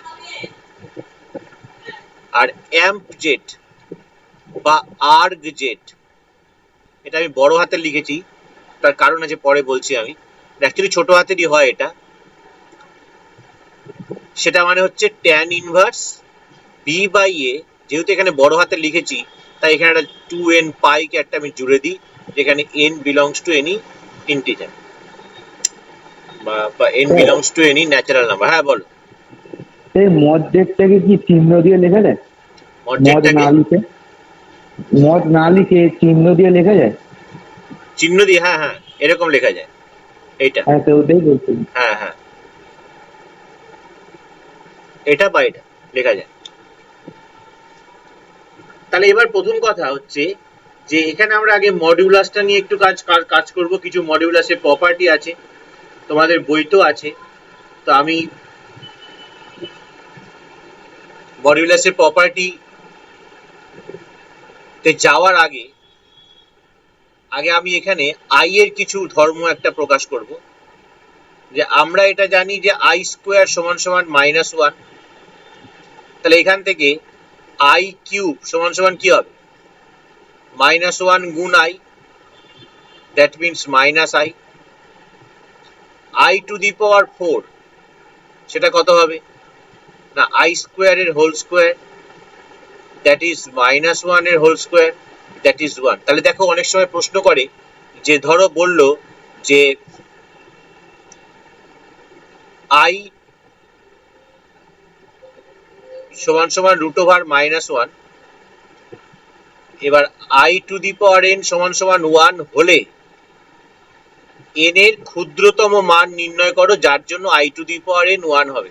তাহলে n এর ক্ষুদ্রতম মান কিন্তু হচ্ছে এখানে 4, সবচেয়ে ছোট সংখ্যা হচ্ছে 4, যার জন্য i এর ভ্যালু কত হচ্ছে 1 হচ্ছে। এটা একটা অঙ্ক বা i এর প্রপার্টি বলতে পারো। তাহলে আজকে যদি তোমাদেরকে বলে যে i টু দি পাওয়ার 20 কত হবে, তাহলে বলো দেখি আমাকে i টু দি পাওয়ার 20। 1। বলো, ভেবে বলো। 1 কে বললো? √1 1 কে বললো? 1 স্যার আমি। সৃজা, কি করে 1 বলো, কারণটা বলো। 5 × 4। Very good. আমরা এখানে কি দেখলাম যে i টু দি পাওয়ার 4 এর ভ্যালু হচ্ছে 1, তাহলে যেহেতু এখানে 20 দিয়েছে আমাদের কাজই হবে এটাকে 4 এর একটা মাল্টিপ্লিকেশন হিসেবে রিপ্রেজেন্ট করা। তাহলে এখানে দেখতে পাচ্ছি আমি i to the power 4 whole to the power 5 লিখতে পারি, সূচক তত্ত্ব আমরা করে এসেছি, i টু দি পাওয়ার 4 মানে 1, এটার ভ্যালু হলো 1। এবার আমাকে বললো i to the power 197, i to the power 197 এর ভ্যালু কত বলো।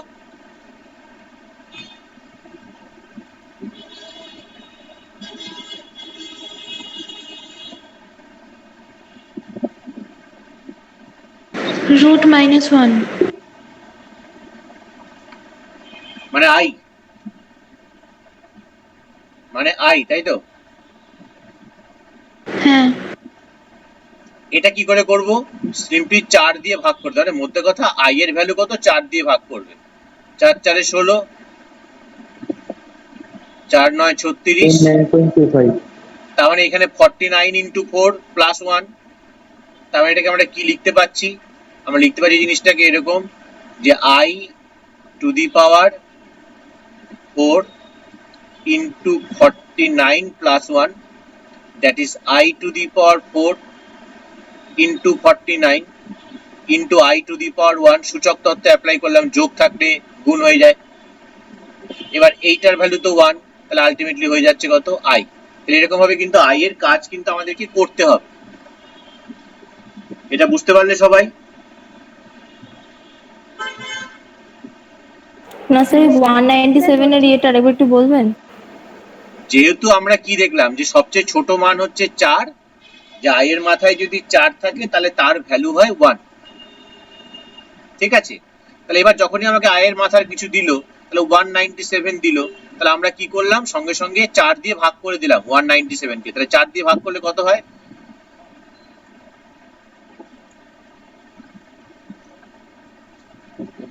তার মানে আই টু দি পাওয়ার 197, সেটাকে আমরা কি লিখতে পারি? 197 কে আমরা লিখছি 4 ইন্টু 49 প্লাস 1। হ্যাঁ না? এটা বোঝা যায় তো নাকি? হ্যাঁ হ্যাঁ হ্যাঁ। এবার সূচক মনে আছে x two the power m plus n, সেটাকে আমরা এই জিনিসটা লিখতে পারি তো, x two the power m into x two the power n plus 9 এর সূচক তত্ত্ব। তাহলে এখানে প্লাস আছে, তাহলে এটাকে আমি x ভাবি মনে মনে বা m ভাবি, এটাকে যদি n ভাবি, তাহলে এটা কত লেখা যায়? i to the power 4 into 49 into i to the power 1। কি লেখা যায় নাকি বলো? এই যে এই সূত্র অনুযায়ী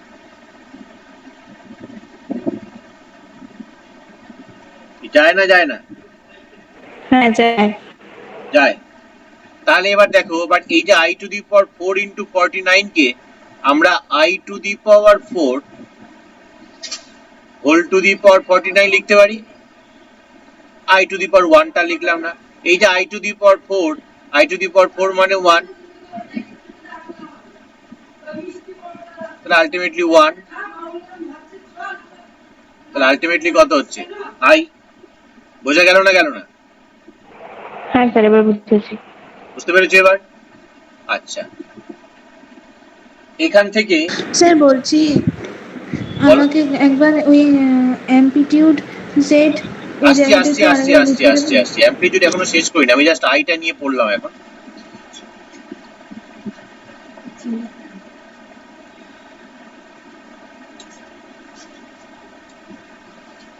তাই এবার আমরা কি করছি দেখো, আর একটা জিনিস করে নি। আচ্ছা বেশ, আচ্ছা বেশ, দাঁড়াও। আচ্ছা কি বললে বলো সৃজা, কি বললে? স্যার অ্যাম্পলিটিউড জেড এর জায়গাটা একটু আরেকবার বুঝিয়ে দিন না। অ্যাম্পলিটিউডটা তুমি আগে মডিউলাসটা বোঝো। মডিউলাসটা কি? মডিউলাসটা হচ্ছে যে কোনো, ধরো এখানে একটা বিন্দু আছে, তাহলে এই যে বিন্দুটা আছে, তাহলে এই মূল বিন্দু থেকে এর একটা ডিসটেন্স আছে, এই ডিসটেন্সটাকে আমরা বলছি মডিউলাস। তাহলে বের করবো কি করে? তাহলে এখানে যে পয়েন্টটা আছে, সেই পয়েন্টটার এখান থেকে একটা পারপেন্ডিকুলার ড্রপ করে দিলাম। তাহলে এই যে বিন্দুটা এখানে ধরো, কথা বলছি, এখানে ধরো -2,3 দিল, তার মানে এখানে যে কমপ্লেক্স নাম্বার যদি z1 ধরি এটাকে, তার মানে z1 কমপ্লেক্স নাম্বারটা আমাদের হচ্ছে -2 প্লাস i ইন্টু 3 বা i3। তার মানে এটা -2, এটা 3, তাহলে অতিভুজটা কত হবে? রুট ওভার মানে mod z1 that is equal two -2 এর বর্গ প্লাস 3 এর বর্গ, দ্যাট ইজ রুট ওভার এখানে 4 প্লাস 9। মানে আগে অ্যাপ্লিকেশন শেখো, আগে কিন্তু অ্যাপ্লিকেশন সবসময়ের জন্য, তারপরে থিওরি। অ্যাপ্লিকেশন জানলে অ্যাপ্লিকেশন থেকেই থিওরি হয়, থিওরি থেকে কখনো অ্যাপ্লিকেশন আসে না। মানুষ আগে একটা জিনিস করে, তারপর সেখান থেকে থিওরি খোঁজার চেষ্টা করে। এটা হচ্ছে মডিউলাস। এবার তোমাকে যদি বলা হয় যে এই যে এটা আছে, সে এবার প্রশ্ন হচ্ছে যে আমি যদি ট্যান করি, ট্যান করলে তো আমি এটা বা এটা করলে তো এই কোণটা পাবো, তাই তো? কিন্তু আমার দরকার তো এই অ্যাঙ্গেলটা, কারণ বাস্তব সংখ্যার হ্যাঁ সঙ্গে স্যার। কত কোণ যদি ধনাত্মক কোণ সেটা তো এই অ্যাঙ্গেলটা, কিন্তু আমি তো পাচ্ছি এইটা। তাই অ্যামপ্লিটিউডটা আমি একটু পরে বলছি, কারণ প্রত্যেকটা কোয়াড্রেন্টের জন্য অ্যামপ্লিটিউড একটা হয়, যেখানে আমি দেখতেই পাচ্ছি যে বড় হাতের একটা লিখেছি এখানে, বড় হাতের অ্যামপ্লিটিউড বা বড় হাতের আর্গুমেন্ট। তো সেই জিনিসটা আমি বলবো, একটু পরে বলছি। কি বলছি বোঝা যাচ্ছে? একটু পরে হ্যাঁ বলছি। স্যার। আচ্ছা,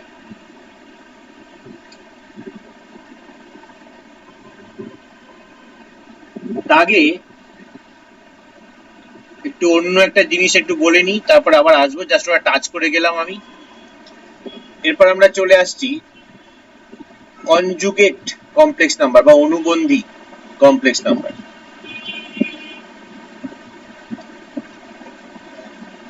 কনজুগেট কমপ্লেক্স নাম্বার, কনজুগেট বা অনুবন্ধী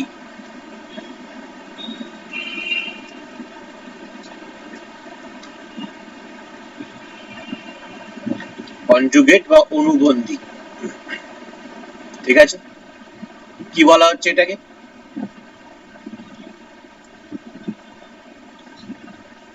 কিছুই না, এই যে আমাদের যে রিয়েল লাইন আছে ওটা রিয়েল অ্যাক্সিস, এটা ইমাজিনারি অ্যাক্সিস। তো যে কোনো এখানে যদি একটা পয়েন্ট থাকে, তো সেই পয়েন্টটার তো একটা মিরর ইমেজ তো আছে, এই পয়েন্টটার একটা মিরর ইমেজ তো আছেই, এই পয়েন্টে একটা মিরর ইমেজ আছে। ধর এটা যদি পি হয়, তাহলে তার মিরর ইমেজ যদি কি আমরা পি ড্যাশ যদি ধরি, তাহলে তুমি দেখো পি বিন্দু, ধরো এটা হচ্ছে এ, এটা যদি বি হয় তাহলে এটা কত হবে, মাইনাস বি তো বলবো আমি। তাহলে পি বিন্দুর স্থানাঙ্ক যদি এ বি হয়, বা তাহলে পি কমপ্লেক্স নাম্বারটা কি হচ্ছে আমাদের, পি কমপ্লেক্স নাম্বারটা হচ্ছে আমাদের এ প্লাস আই বি। তাহলে পি ড্যাশ বিন্দুর স্থানাঙ্ক তাহলে কি হবে, এ মাইনাস বি। তাহলে পি ড্যাশ যে কমপ্লেক্স নাম্বারটা হচ্ছে, তাহলে সেটা কি হয়ে যাচ্ছে, এ মাইনাস আই বি। তাহলে দিস ইজ কল্ড যে এ প্লাস আই বির কনজুগেট হচ্ছে এ মাইনাস আই বি। তাহলে এখানে কনজুগেটকে ডিনোট করা, ধরি জেড যদি একটা কমপ্লেক্স নাম্বার হয় এক্স প্লাস আই ওয়াই, তাহলে জেড এর কনজুগেটকে আমরা ডিনোট করব জেড বার দিয়ে। জেড বার মানে কি হবে, এক্স মাইনাস আই ওয়াই। কি বললাম বোঝা যাচ্ছে? যে জেড যদি এক্স প্লাস আই ওয়াই হয়, তাহলে জেড বার মানে যেটা কনজুগেট হচ্ছে কার, এর। তাহলে এবার ভেবে দেখো, তাহলে কোনো একটা কমপ্লেক্স নাম্বারের কনজুগেট মানে কাকে ফিরে পাবো, জেড কে ফিরে পাবো। তুমি যদি আবার এর কনজুগেট বের করতে যাও, তাহলে কি হবে, এটাই তো ফিরে পাবে, মাইনাসটা প্লাস হয়ে যাবে তো, হ্যাঁ না না? হ্যাঁ স্যার। বেশ, এইখানে আরেকটা ছোট্ট একটা প্রপার্টি আমি তোমাদেরকে বলবো, তাই লক্ষ্য করে দেখো। এই জেড এর সঙ্গে যদি আমরা জেড বারকে যদি মাল্টিপ্লাই করি, তাহলে কি পাবো দেখো তো, এক্স প্লাস আই ওয়াই এর সঙ্গে আমি এক্স মাইনাস আই ওয়াই কে গুণ করব, a plus b into a minus b, a plus b into a minus b, that is a square minus B square, that is x square minus এখানে i square into y square. I square মানে কত, I square মানে কত, 1 -1 minus one. Very good, -1 হ্যাঁ -1 বললাম। আচ্ছা, তাহলে plus Y square. এই যে X square plus Y square, Z যদি কোনো কমপ্লেক্স নাম্বার হয়, তাহলে মড জেড কত পাই আমরা, বা মড জেড এর হোল স্কোয়ারকে আমি কি লিখবো, মড জেড মানে তো root over X square plus Y square. তাহলে মড জেড এর হোল স্কোয়ার মানে কি হয়ে যাবে, X square plus Y square. তাহলে এই যে দেখো X square plus Y square আছে, তাহলে সেখানে আমরা মড জেড এর হোল স্কোয়ার লিখতে পারি। তাই এটা একটা মডিউলাসের প্রপার্টি, যে কোনো কমপ্লেক্স নাম্বারের মডের স্কোয়ার যদি হয়, তাকে আমরা জেড ইন্টু জেড বার এটা লিখতে পারি। কি বললাম বোঝা যাচ্ছে? তা আমি তোমাদের বইয়ে মডিউলাসে কিছু প্রপার্টি আছে, সেই প্রপার্টিটা দেখো তোমরা। এই কমপ্লেক্স নাম্বার শুরু হচ্ছে, আমরা এখানে এগুলো করেছি সব। এখানে আই এর ভ্যালুগুলোকে জেনেছি, তোমাদের বইতে আছে দেখো, আই এর ভ্যালু জেনেছি, আই এর ক্ষুদ্রতম মান একটা জেনেছি। এবার ধনাত্মক অখণ্ড ঘাত নির্ণয়ের পদ্ধতি এগুলো জেনেছি, এই যে I49 102 মোটামুটি একটু একটু করলাম আমরা। এবার এখানে দেখো জটিল রাশি সংখ্যা এগুলো কি বলছে, সমতার শর্ত। সমতার শর্ত মানে দুটো কমপ্লেক্স নাম্বার তারা সমান কখন হবে না, দুটো কমপ্লেক্স নাম্বার সমান মানে কি, দুটো কমপ্লেক্স নাম্বার সমান মানে দুটো কমপ্লেক্স নাম্বারকে একই বিন্দুতে থাকতে হবে। দুটো কমপ্লেক্স নাম্বার যদি এই বিন্দুতেই থাকে তবেই তারা সমান হবে, তাছাড়া তো সমান বলতে পারি না আমরা। তার মানে কি হবে, ইমাজিনারি পার্ট আর রিয়েল পার্ট এদেরকে সমান হতে হবে তবেই। এগুলো সব বইতে আছে, এগুলোকে সব পড়ে নেবে। আচ্ছা, কমপ্লেক্স নাম্বারের গুণ এখনো বলিনি, জিওমেট্রিক্যাল রিপ্রেজেন্টেশন আমরা করে ফেলেছি। জিওমেট্রিক্যাল রিপ্রেজেন্টেশন আমরা দেখলাম যে যে কোনো একটা কমপ্লেক্স নাম্বার মানে সেটা হচ্ছে একটা বিন্দু, এবং সেই ক্ষেত্রে এরকম একটা অ্যাঙ্গেল করে, যেটাকে আমরা আর্গুমেন্ট বলি, এটাকে আর্গান প্লেন বলা হয়। এগুলো সব আছে, গাউসিয়ান প্লেনও বলে একে। সমতা যদি real z1 real z2 equal হয়, ইমাজিনারি z1 ইমাজিনারি z2 যদি ইকুয়াল হয় এই ক্ষেত্রে। আচ্ছা স্যার বলছি একটা কথা জিজ্ঞেস করবো। আই ওয়াই মানে কি √/-y²? না, আইটা কি বললাম, আইটা কিন্তু এখানে গুণের আকারে না, ওটা হচ্ছে একটা কি, ওটা একটা ইউনিট। তার জন্যই তুমি বুঝতে পারছো যে এই যে বিটা যে আমি যাচ্ছি সেই বিটা কিন্তু আমি কমপ্লেক্স প্লেনে আছি, তার জন্য এখানে ইমাজিনারি পার্টটাকে বি বলছি। মানে এখানে যদি বলো ওই জিনিসটা যে রিয়েল, তাহলে যে এখানে এইটার ক্ষেত্রে রিয়েল জেড আর ই জেড কিন্তু এক্স, ইমাজিনারি জেড কিন্তু ওয়াই। এবার যেহেতু ওয়াইটা কোথায় দিয়ে যাচ্ছে, আমি কমপ্লেক্স প্লেনে হাঁটছি, এখানে তো কমপ্লেক্স প্লেনে হাঁটছি, তাহলে সেই কমপ্লেক্স প্লেনের যে ইউনিট সেই ইউনিট মেনে আমাকে চলতে হবে। তাই এক্ষেত্রে আমি আই কে যুক্ত করে দিচ্ছি। এই আই বি মানে কিন্তু আই ইন্টু বি ভেবো না, এটা হচ্ছে একটা ইউনিট। কি বললাম বোঝা যাচ্ছে? হ্যাঁ স্যার। আচ্ছা, তো এই যে অনুবন্ধী জটিল রাশি পেলাম, এই অনুবন্ধী জটিল রাশি আরো কিছু প্রপার্টি লিখে দেওয়া যেতেই পারে। দেখো এই জেড প্লাস জেড বার যদি করো তাহলে তুমি পাবে 2 ইন্টু রিয়েল জেড। কেন নিশ্চয়ই বুঝতে পারছো, তার কারণ হচ্ছে জেড মানে কত, জেড মানে আমাদের এক্স প্লাস আই ওয়াই, তাহলে জেড বার মানে কত, জেড বার মানে এক্স মাইনাস আই ওয়াই। তাহলে জেড প্লাস জেড বার কি হবে, এই দুটোকে যোগ করলে কি হচ্ছে 2x, আবার এক্সটা কি, এক্সটা তো রিয়েল, তাহলে 2 রিয়েল জেড। ঠিক আছে, একই রকম ভাবে তুমি যদি জেড মাইনাস জেড বার করো তাহলে কি পাবে, তুমি 2 ইমাজিনারি জেড পাবে না? কি বুঝতে পারছো না এটা বলো। এই যে এখানে বিয়োগ করো, জেড থেকে জেড বার বিয়োগ করলে দেখলে X plus I Y minus X plus I Y হয়ে যাবে, তাহলে এখানে আই ইন্টু 2y, তাহলে 2 ইমাজিনারি জেড হয়ে যাচ্ছে না? হ্যাঁ স্যার বুঝতে পেরেছি। আচ্ছা, এইখানে দেখো এই দুটি জটিল রাশি বিয়োগফল, 2-3 নম্বর দুটি জটিল রাশি গুণফল, গুণফলটা যেভাবে অ্যাজ ইউজুয়ালি গুণ হয় আমাদের সেটাই হবে। আচ্ছা, তারপরে এখানে 4 হচ্ছে ভাগফল, জটিল রাশির ভাগ, 5 হচ্ছে অখণ্ড ঘাত, ছেড়ে দাও এই মাইনাস এন ফেন দিয়ে যেটা হবে। আচ্ছা, এরপরে যে অনুবন্ধী জটিল রাশি এখানে এসছে আমাদের, এই অনুবন্ধী জটিল রাশির ক্ষেত্রে দেখতেই পাচ্ছ এখানে তোমরা দেখো যে এই যে জিনিসগুলো যেখানে একটু আগে করা হলো সেই জিনিসগুলো এখানে সব লিখে দেওয়া আছে। এই যে দুটো কমপ্লেক্স নাম্বারের যোগফলের যদি আমি অনুবন্ধী করি তাহলে তাদের ইন্ডিভিজুয়াল অনুবন্ধীর যোগফলের সঙ্গে সমান হয়।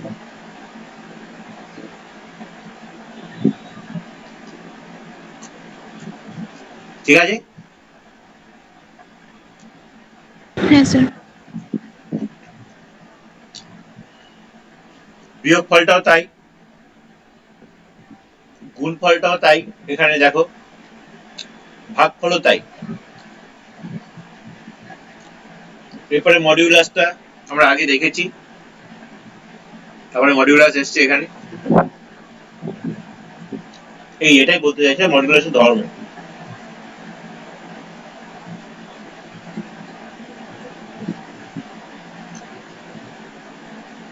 এই কটা ধর্ম আছে, এগুলোকে আমাদেরকে মনে রাখতে হবে।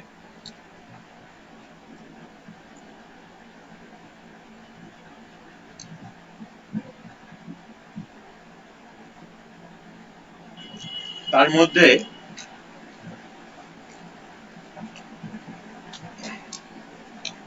এক মিনিট,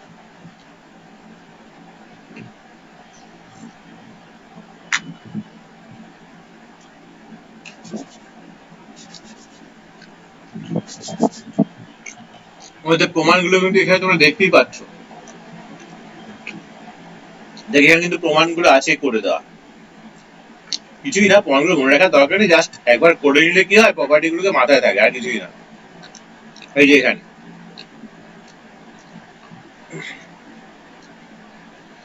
আচ্ছা, এবার চলে এসো আর্গুমেন্ট, যেটা বলছিলাম। এখানে দেখো ভালো করে, z is equal to x plus জটিল রাশি, যেটা বলেছি, আর মানে root over X square plus Y square. এইবার দেখো এখানে কি আছে, পেজটা সেভ করে পরের পেজে যাই। দেখো এখানে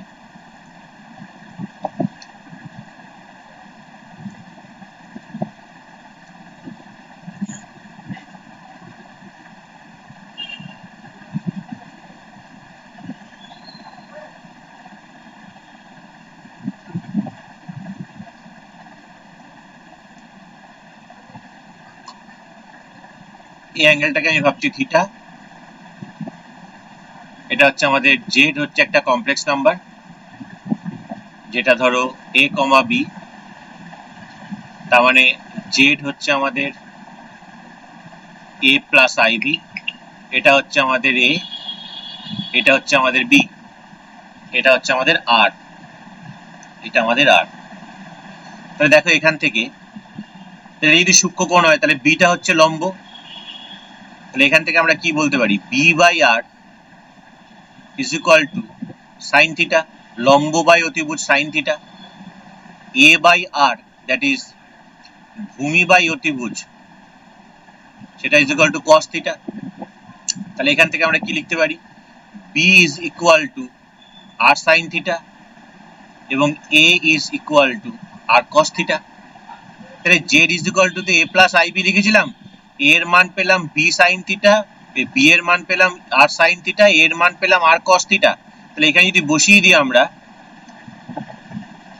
r cos theta plus i r sine theta, সেখান থেকে কমন যাচ্ছে কি, কমন যাচ্ছে r, ভেতরে তাহলে কি পড়ে থাকছে cos theta plus i sine theta. তাহলে মাথায় রাখবে যে জটিল রাশিকে কিন্তু আমরা এইরকম ভাবেও ডিনোট করতে পারি, এই আকারটাকে বলা হয় মডিউলাস অ্যামপ্লিটিউড আকার। এই যে স্ট্রাকচারটি এখানে দেখলে, এই স্ট্রাকচারটিকে বলা হয় কি structure, modulus amplitude,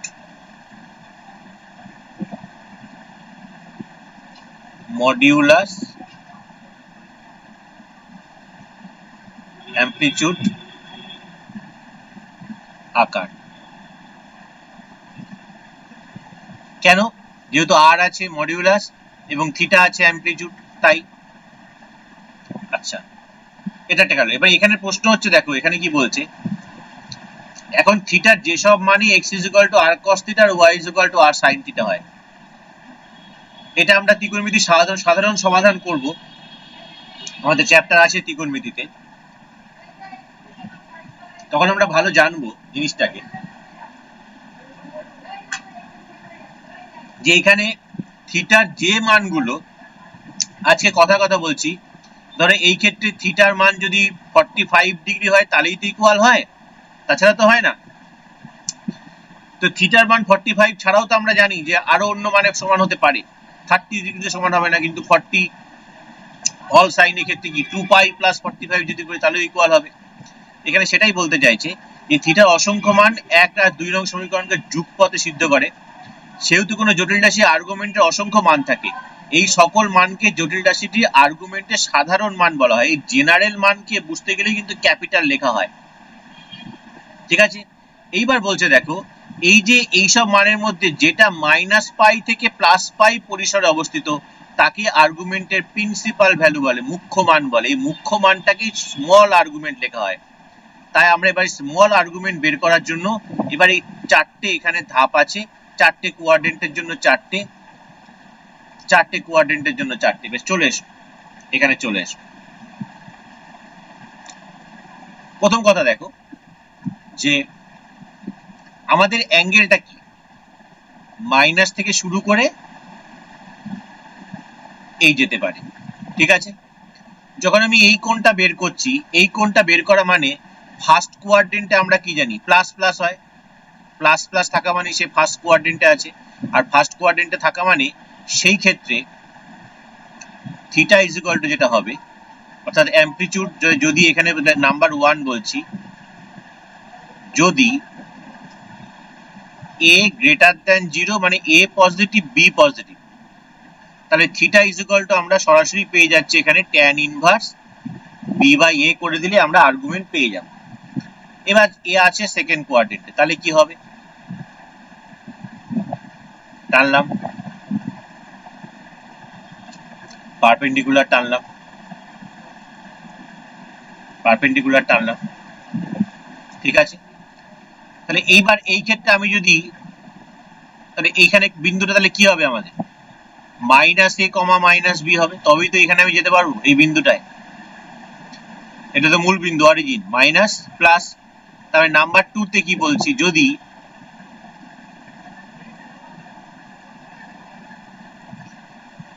a less than 0 আর b গ্রেটার দ্যান 0, তার মানেই কি ইন্ডিকেট করছে, তার মানে ইন্ডিকেট করছে সেকেন্ড কোয়াড্রেন্টে।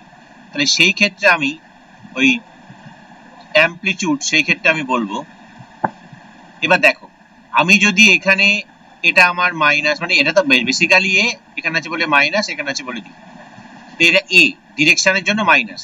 তাহলে এখানে যদি আমি বি বাই এ করি, তাহলে আমি কোনটাকে পাবো, এই অ্যাঙ্গেলটাকে পাবো, কিন্তু আমার দরকার তো এখান থেকে এইটুকুনি।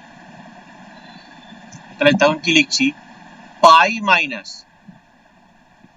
tan inverse b by a। কেন পাই মাইনাস, বুঝতেই পারলে, এখান থেকে শুরু করে এতটা হচ্ছে পাই, তার থেকে আমি থিটাকে মাইনাস করে তবে তো এখান থেকে এইটুকুনি পাবো। যেটা বোঝা যাচ্ছে না, যাচ্ছে না?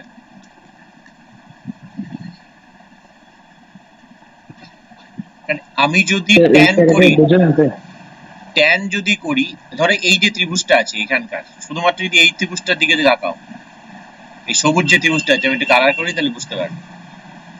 এই যে ত্রিভুজটা আছে, এই ত্রিভুজটার দিকে তাকালে, এই পিঙ্ক কালারের ত্রিভুজটার দিকে তাকালে যদি এটা থিটা হয়, তাহলে এখান থেকে আমি কি বলতে পারি, tan থিটা সমান সমান কি, লম্ব বাই ভূমি। তো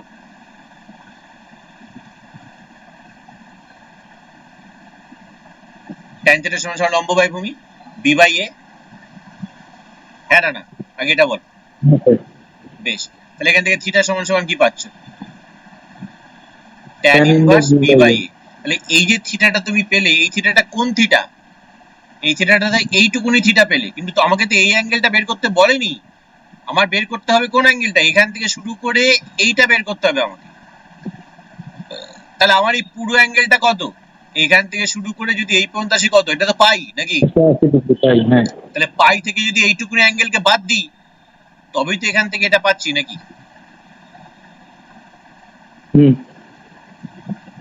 এই যে যদি ছোট করে ছবিটা যদি আঁকি, ধরো আমাদের এইখানে আছে, তাহলে এইটুকুনি হচ্ছে থিটা, তাহলে এইটা কত হওয়া উচিত, পাই মাইনাস থিটা। তো হ্যাঁ না, তো সেই থিটা মানে তো tan inverse b by a, তাই বলছি pi minus tan inverse b by a। কি বলছি বোঝা যাচ্ছে? হ্যাঁ। বেশ, এবার দেখো যখন থার্ড কোয়াড্রেন্টে থাকছে, তখন কি হবে, যখন এই কোয়াড্রেন্টে থাকছে তখন আমরা কি পাচ্ছি, তখন ধরো এখান থেকে পারপেন্ডিকুলার ড্র করে দিলাম, আর এইখান থেকে আমি, এটা তো আমাদের ডিসটেন্স, এই হয়ে গেল। এইবার এই ক্ষেত্রে আমার পয়েন্টটা কি, এই ক্ষেত্রে তো আমার পয়েন্টটা হচ্ছে মাইনাস এ কমা মাইনাস বি, তার মানে নাম্বার 3 তে আমি বলছি, 3 নম্বরে বলছি যে যদি a less than 0 b less than 0, তার মানে এইটা মানেই কি থার্ড কোয়াড্রেন্টে পড়ছে, তাহলে সেই ক্ষেত্রে অ্যামপ্লিটিউড বা আর্গুমেন্ট, আমি একবার অ্যামপ্লিটিউড লিখলাম একবার আর্গুমেন্ট লিখলাম, এটার জন্য যে দুটো ভ্যালু একই, আলাদা আলাদা জিনিস নয়। তাহলে এই ক্ষেত্রে আমাকে, তাহলে আমি যদি এটা ধরো, তার মানে কি এটা হচ্ছে আমার a, এটা হচ্ছে আমার b, তাহলে আমি যদি এই ক্ষেত্রে b বাই a করি তাহলে আমি এই অ্যাঙ্গেলটা পাবো নাকি? এই ক্ষেত্রে আমাকে মাইনাস পাই থেকে, এটা মাথায় রাখতে হবে যে মাইনাস পাই থেকে প্লাস পাই, এই হচ্ছে আমার বিস্তার। তাহলে আমি কিন্তু এবার এইখান থেকে এইটা বের করব, ঘড়ির কাঁটার দিকে ঘুরে বের করব, পুরোটা ঘুরে আসবো না, কারণ এইখানে আমার শেষ, আর তারপর আমি আর যেতে পারবো না। যদি বলতে চাও যে স্যার আমি এখানে ঘুরে আসবো, যেমন ভাই ত্রিকোণমিতিতে ঘুরেছি, যে এখানে আসবো, এখানে আসার পর তারপরে এদিকে আসবো, দিয়ে এই অ্যাঙ্গেলটা মেজার করবো, না, কেন করা যাবে না? কারণ আমার রেস্ট্রিকশনটাই হচ্ছে এটা যে পাই, মাইনাস পাই থেকে প্লাস পাই, তাই এখানে তাকে ঘুরিয়ে রেখেছি যে মাইনাস পাই থেকে শুরু করে প্লাস পাই পর্যন্ত যাচ্ছে। তাহলে এবার আমি তো এখানে আসতে পারছি না, তাহলে আমাকে এদিক দিয়ে আসতে বাধ্য আমি, তাই এই ক্ষেত্রে আমি বলছি দেখো, তাহলে এদিক দিয়ে আসা মানে আমি থিটা পাচ্ছি, তাহলে প্রথমে এইখান থেকে এই পুরোটা আসা মানে হচ্ছে মাইনাস পাই আসা, মাইনাস পাই দিয়ে আবার যখন এদিক থেকে এদিকে আসে তখন অ্যান্টি ক্লকওয়াইজ, তাই হচ্ছে plus tan inverse b by a। তাহলে এখানে কি হলো, আর্গুমেন্টটা minus pi plus tan inverse b by a, আর রইল বাকি ফোর্থ কোয়াড্রেন্ট। ফোর্থ কোয়াড্রেন্টে যখন আমাদের কোনো পয়েন্ট থাকছে, ফোর্থ কোয়াড্রেন্টে থাকা মানে হচ্ছে a greater than 0 b less than 0, তাহলে সেই ক্ষেত্রে আমরা আর্গুমেন্ট বা অ্যামপ্লিটিউডকে বলতে পারছি just minus tan inverse b by a। কেন মাইনাস? ধরো আজকে এখানে থাকছে এরকম, তাহলে এই অ্যাঙ্গেলটা আমি বের করতে চাইছি, তাহলে আমি ক্লকওয়াইজ তো ঘুরছি, তাহলে এটা তো যদি এটা আমার a হয়, এটা যদি আমার b হয়, তাহলে a by b by a করলে তো আমি এই অ্যাঙ্গেলটা পেয়ে যাবো থিটা, তাহলে সেই ক্ষেত্রে আমি কি পাবো, মাইনাস থিটাই তো পাবো, তাই বলছি minus tan inverse b by a। তাহলে অ্যামপ্লিটিউড নির্ণয় করাটা কিন্তু আমাদের খুব tough.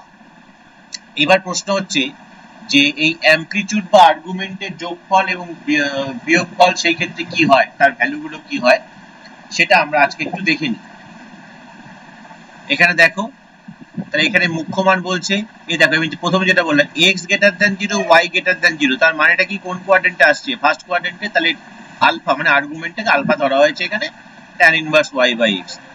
x less than 0 y greater than 0 মানে সেকেন্ড কোয়াড্রেন্টে পড়ছে, তাই সেই ক্ষেত্রে কি হবে, পাই মাইনাস আলফা। আর এখানে আমি মাইনাস পাই প্লাস আলফা করেছি, ওরা আলফা মাইনাস পাই করেছে, আমি মাইনাস পাই, এখানে মাইনাস পাই প্লাস করলে আমার পক্ষে বোঝা সুবিধা হচ্ছে, তোমরা যদি ওটা করতে চাও যে এটা মাইনাস পাই কোনো অসুবিধা নেই। আর লাস্টেরটা কি বলেছে দেখো, লাস্টেরটা বলেছে এই যে মাইনাস মাইনাস আলফা হবে, যেখানে আলফা হচ্ছে এটা। এরপরে দেখো এখানে ওই মডিউলাস আর্গুমেন্ট স্ট্রাকচার যেটা বলছিলাম আমরা, এই মডিউলাস আর্গুমেন্ট এর ক্ষেত্রে এটা হচ্ছে ফার্স্ট কোয়াড্রেন্টের ক্ষেত্রে, এটা সেকেন্ড কোয়াড্রেন্টের ক্ষেত্রে, এইভাবে বসিয়ে আমরা আগের জিনিসগুলোকেই পাবো যেগুলো আমরা শিখলাম একটু আগে। এবার মড জেডের জ্যামিতিক তাৎপর্য, মডিউলাসের জ্যামিতিক তাৎপর্য আমরা দেখেইছি যে একটা ডিসটেন্সকে ইন্ডিকেট করে, মূল বিন্দু থেকে সেই বিন্দুটা দূরত্ব কত সেটাই হচ্ছে তার। যোগ বিয়োগ গুলো দরকার নেই, এগুলো তোমরা দেখে নেবে বাড়িতে, এগুলো দেখারও দরকার নেই, ছেড়ে দাও। এই জায়গাটা এসো, এই জায়গাটা একটু ইম্পর্টেন্ট, যে দুটো কমপ্লেক্স নাম্বারের মডিউলাসের যদি গুণফলের যদি মডিউলাস করি, তাদের ইন্ডিভিজুয়াল মডিউলাসের গুণফলের সঙ্গে সমান হয়, এটা মডিউলাসের প্রপার্টিতে পড়েছি। কিন্তু আর্গুমেন্টের সময় লগ যেটা হয়, লগ m ইন্টু n কি হয়, log m plus log n, তেমনি আর্গুমেন্টের ক্ষেত্রে এই জিনিসটা হবে যে argument z1 plus argument z2 সঙ্গে একটা 2k পাই থাকবে। কেন না, আমাকে অ্যাঙ্গেলটা দেখতে হবে যে কোথায় আছে, অ্যাঙ্গেলটাকে আমাকে নিয়ে আসার জন্য সবসময় ওই হয় প্লাস 2 পাই না হয় মাইনাস 2 পাই, বা কিছুই যোগ বিয়োগ করবো না। যেমন দেখো এই যে এখানে আর্গুমেন্ট z1 ইন্টু z2 সমান সমান argument z1 plus argument z2, বলছে এই সূত্রটা প্রযোজ্য হবে কখন না, যদি এই যে ভ্যালুটা আমরা পাচ্ছি, যদি এই ভ্যালুটা আমরা মাইনাস পাই থেকে প্লাস পাই এর মধ্যে কোনো একটা ভ্যালু পাই। তার কারণ কি বললাম না, আর্গুমেন্টের ক্ষেত্রে আমাদের রেস্ট্রিকশন হচ্ছে এটা, এই যে দেখো এখানে লিখেছি যেটা এই যে মাইনাস কোথায় গেল, এই যে মাইনাস পাই, এখানে ফার্স্ট ব্র্যাকেট দিয়েছি, এখানে থার্ড ব্র্যাকেট দিয়েছি। সেট করার সময় বলেছিলাম ওপেন ক্লোজ, মনে পড়ে নাকি দেখো, এটা ওপেন ইন্টারভেল, এটা ক্লোজড ইন্টারভেল, ঠিক আছে। তাহলে পাইয়ে গিয়ে শেষ করছি, মাইনাস পাইয়ের সঙ্গে টাচ করব না। তাহলে এই ক্ষেত্রে যদি বলছে যে যদি ওই ভ্যালুটা যদি ওই মাইনাস পাই থেকে প্লাস পাইয়ের মধ্যে থাকে তাহলে কোনো অসুবিধা নেই, কিছু যোগ বিয়োগ করার দরকার নেই। কিন্তু যদি ভ্যালুটা মাইনাস পাই থেকে প্লাস পাইয়ের মধ্যে না থেকে যদি মাইনাস 2 পাই থেকে মাইনাস পাইয়ের মধ্যে থাকে, তাহলে আমার কত যোগ করলে এই মাইনাস পাই থেকে পাইয়ের মধ্যে ঢুকবে সে? 2 পাই যোগ করলে, তাই তখন কে এর মান বা এন এর মান 1 হবে। যদি 2 পাই যোগ করো তবে দেখো এই মাইনাস পাই থেকে পাইয়ের মধ্যে আমাকে নিয়ে আসতে হবে। এ এখন আছে কোথায়? মাইনাস 2 পাই থেকে মাইনাস পাইয়ের মধ্যে। যেটা বলতে চাইছে ওরা, আমার বক্তব্য হচ্ছে জিনিসটা এরকম যে আর্গুমেন্ট, তার আগে প্রথম কথা হচ্ছে ক্যাপিটাল আর্গুমেন্ট অফ জেড কে আমরা লিখতে পারি small argument Z plus 2k পাই। কেন এই জিনিসটা হঠাৎ করে নিয়ে আসা হলো? তার কারণ হচ্ছে এটা না, আমাদের বলছি যে যে কোনো আর্গুমেন্টের ভ্যালু সে সব সময় কি হবে, পাইয়ের সমান বা পাইয়ের ছোট হবে আর মাইনাস পাইয়ের বড় হবে। এটা হচ্ছে আমাদের মেন জায়গা, এটা হচ্ছে আমাদের প্রিন্সিপাল। কোনটা প্রিন্সিপাল ভ্যালু আমরা কিন্তু ত্রিকোণমিতি যখন করেছি তখন কিন্তু আমরা বুঝতে পেরেছি যে প্রিন্সিপাল ভ্যালু কোনটাকে বলা হয়। তো এইবার প্রশ্ন যেটা হচ্ছে এই যে মাইনাস পাই থেকে প্লাস পাইয়ের মধ্যে, এবার দেখা গেল যে কোনো একটা, তাহলে এই ক্ষেত্রে যদি আর্গুমেন্ট জেড এর ভ্যালু যদি মাইনাস পাই থেকে প্লাস পাইয়ের মধ্যে কিছু আসে তাহলে এইটা হয়ে যাচ্ছে 0, তখন আর কিছু যোগ বিয়োগ করার দরকার নেই আমাদের।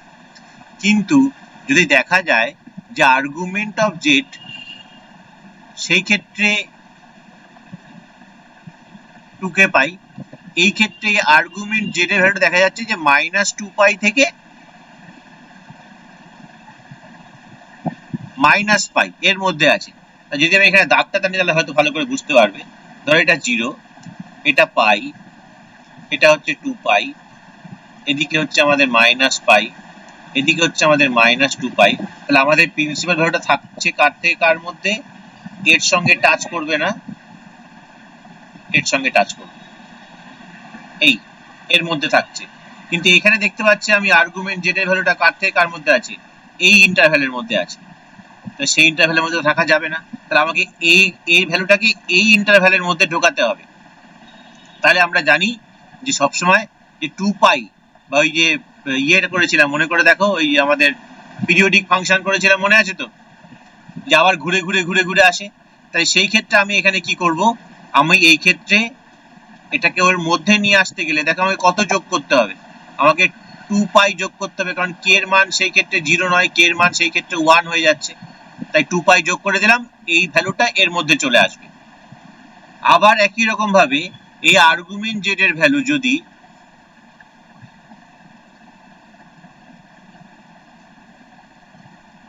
এটাও প্লাস 2k পাই বলছি, এবার এটা যদি মনে করো এই আর্গুমেন্টটার ভ্যালু যদি এইখানে চলে এলো, মানে এর মধ্যে যদি চলে আসে এই জায়গায়, তাহলে একে আমাকে এর মধ্যে নিয়ে আসতে গেলে আমাকে কি করতে হবে? এবার প্লাস করবো না মাইনাস করবো? নিশ্চয়ই মাইনাস করবো, তাহলে আমাকে পিছিয়ে আনতে হবে। তাহলে সেই ক্ষেত্রে আমি এটাকে লিখবো হচ্ছে আর্গুমেন্ট জেড মাইনাস 2 পাই, মানে এই ক্ষেত্রে k is equal to 0, এই ক্ষেত্রে k is equal to 1, এই ক্ষেত্রে k এর মান -1। এই তিনটে ভ্যালু ছাড়া আর k এর কোনো ভ্যালু কিন্তু এখানে ইনপুট হয় না। তাহলে এই জিনিসটাকে একটু মাথায় রাখতে হবে, এইখানেই আর্গুমেন্টের ঝামেলা। তার জন্য দেখবে তোমাদের হয়তো একটা উত্তর বেরোচ্ছে, বলবে স্যার বইতে অন্য উত্তর আছে। দেখে এখানে সেই জিনিসটা, যে জিনিসটা আমাদের বলা হলো সেই জিনিসটা আছে, শুধু এখানে যোগফল হলে কি হয়, গুণফল হলে যোগ হয়। আর একটা আর্গুমেন্টের প্রপার্টি যেটা, সেটা হচ্ছে যে আমরা এটা বলতে পারি যে argument z1 into z2 that is equal two হবে লগ এর ক্ষেত্রে যেটা হয় argument z1 into argument z2। আর যদি আমরা ভাগ করি আর্গুমেন্ট z1 বাই z2, এটা লগ এর ভাগ থাকলে কি হয়, বিয়োগ হয়ে যায়। তাহলে argument z1 minus argument z2, কিন্তু খেয়াল রাখতে হবে যে এই যে প্লাস 2 পাই হবে না মাইনাস 2 পাই হবে না কোনো কিছু যোগ বিয়োগ হবে না, ডিপেন্ড করছে কার উপরে না এই এন্টায়ার ভ্যালুটা যদি মাইনাস পাই থেকে প্লাস পাইয়ের মধ্যে থাকে তাহলে এটা থেকে গেল, কিন্তু এই এন্টায়ার ভ্যালুটা যদি মাইনাস 2 পাই থেকে মাইনাস পাইয়ের মধ্যে আসে তখন এর সঙ্গে আমাকে 2 পাই যোগ করতে হবে। এই এন্টায়ার ভ্যালুটা যদি পাই থেকে 2 পাইয়ের মধ্যে আসে তখন এর থেকে মাইনাস 2 পাই আমাকে মানে 2 পাই বিয়োগ করতে হবে। কয়েকটা ক্ষেত্রে একই জিনিস। আচ্ছা চলো, triangular inequality of a complex number, দুটো কমপ্লেক্স নাম্বারের যোগফল সেটা সবসময় কি হয়, এই মডিউলাস একটা মডিউলাসের প্রপার্টি, এটা তাদের ইন্ডিভিজুয়াল মডিউলাসের থেকে হয় ছোট হবে নয় সমান হবে। বিয়োগফলটা ছোট হবে নয় সমান হবে, এখানে প্লাস হয়ে গেছে, যোগফলটা বিয়োগফলের থেকে বড় হবে বা সমান হবে, আর এই বিয়োগফলটা তাদের ইন্ডিভিজুয়াল বিয়োগফলের থেকে বড় হবে বা সমান হবে। প্রমাণ দরকার নেই আমাদের এখানে। আচ্ছা জটিল রাশি বর্গমূল নাই, লাস্ট একটা করে দিই, সেটা হচ্ছে cube root of unity, that is cube root of unity.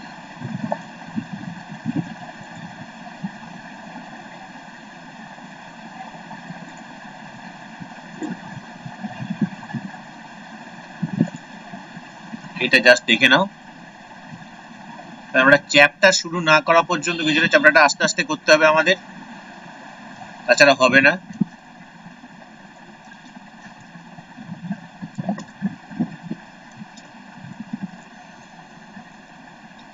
Cube root of unity এটা কি বলছে? কিউব রুট অফ ইউনিটি মানে হচ্ছে, দেখো তোমাদেরকে যদি আমি জিজ্ঞাসা করি, মানে আমরা নিজেদের মধ্যেই কতটা কনফিউজ, দেখো যে তোমাকে যদি জিজ্ঞাসা করা হয় যে x S cube equal to 8, তাহলে এক্স ইকুয়াল টু কত? 2 হবে। 2 হবে। বাকিরা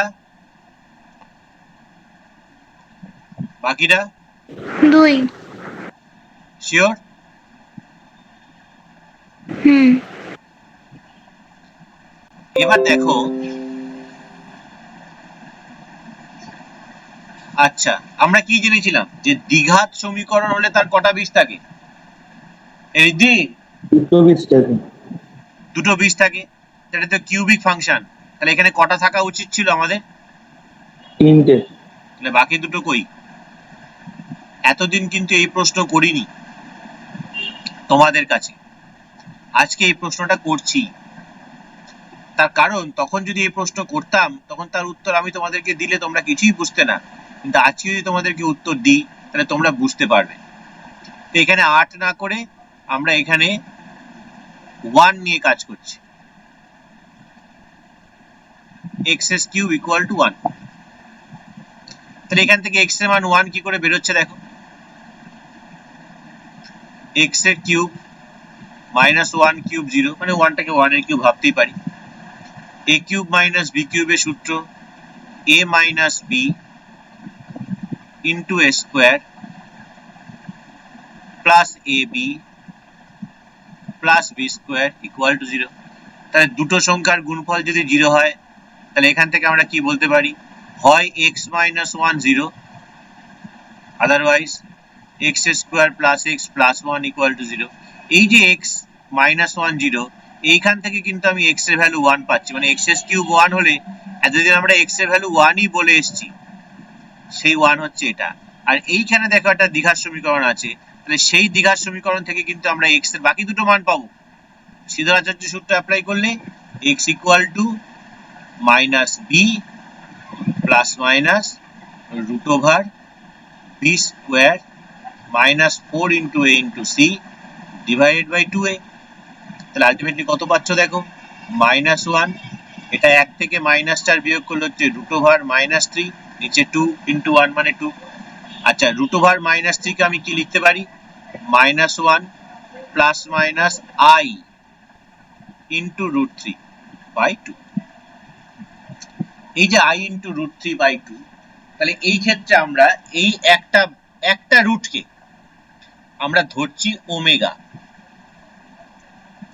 ওমেগা আমরা ধরে নিচ্ছি এটাকে, কাকে না minus 1 plus I root 3 by 2।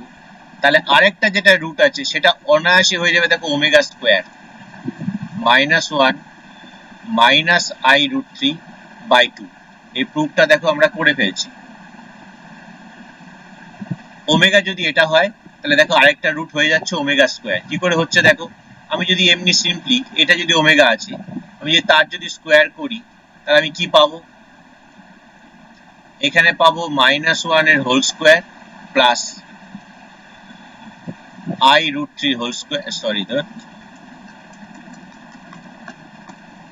Minus আগে হোল স্কোয়ারটা লিখে তারপরে ভাঙাচ্ছি, আমি একবারে ভাঙিয়ে দিতে গেছিলাম। এটা স্কোয়ার, নিচে এটা স্কোয়ার।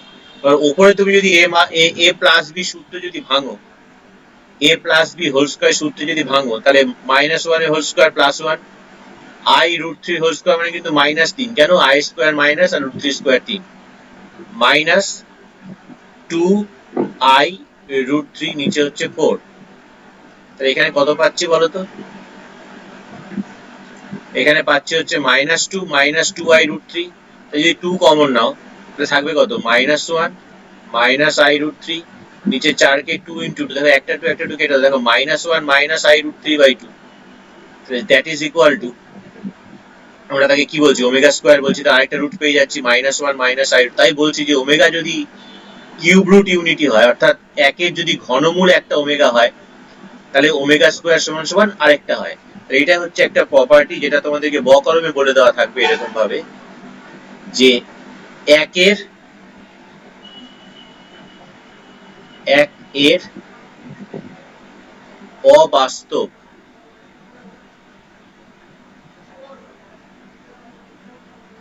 ঘনমূল ওমেগা হলে, প্রথম কথা ওমেগা কিউবের মান 1 হবে, কারণ দেখো যে 8 এর ঘনমূল যদি 2 হয় তাহলে 2 কে কিউব করলে তবে তো 8 পাবো নাকি, তেমনি তাহলে ওমেগা কিউব 1 হবে। আর একটা প্রপার্টি হচ্ছে যদি 1 প্লাস ওমেগা স্কোয়ার করি, এটার ভ্যালু হবে হচ্ছে 0। 1 প্লাস ওমেগা স্কোয়ার এর মান হচ্ছে গিয়ে কত হবে, 0। এই দুটো প্রপার্টিকে মনে রাখবে, যখনই আমাকে বলে দেবে যে একের অবাস্তব ঘনমূল ওমেগা, এরকম ভাবে কিন্তু তোমাদেরকে বলতেই পারে যে ধরো বের করতে দিতেই পারে যে এক্স এস কিউব যদি মাইনাস 8 হয়, তাহলে সেই ক্ষেত্রে তো আমি তো এক্স এর মান মাইনাস টু বলি, কিন্তু সেই ক্ষেত্রেও কিন্তু আরো দুটো মান আছে অবাস্তব। তখন এই অবাস্তব মানটাও তোমাদেরকে আমি বলতে পারতাম না যে কে বাস্তব কে অবাস্তব। এখন না আমরা অবাস্তব মানটা জানলাম বলে এটা বলতে পারলাম যে একের ঘনমূল মানে তিনটেই হয়, সেই ক্ষেত্রে হচ্ছে এটা। আচ্ছা, এবার স্যার বলছি ওমেগা স্কয়ারটা একটু একবার বুঝিয়ে দেবেন। ওমেগা কে হোল স্কয়ার করলে তুমি যেটা পাবে দেখো সেটাই হচ্ছে ওমেগা স্কয়ার।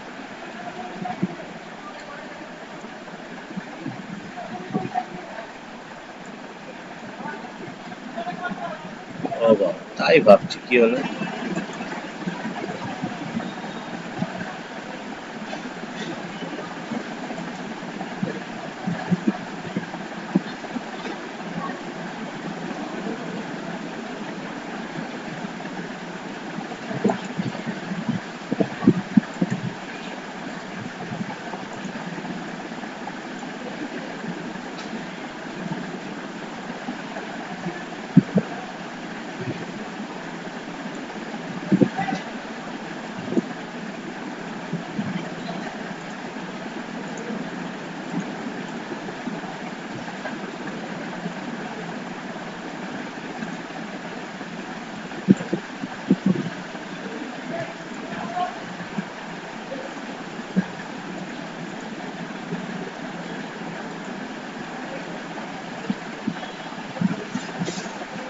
এখানে আমি তো দুটো বীজ পেলাম। একের যখন আমি কিউব রুট করেছি তখন আমি এখানে একের কটা বীজ পেয়েছি, দুটো পেয়েছি। দেখো একটা minus one plus I root three by two, একটা minus one minus I root three by two.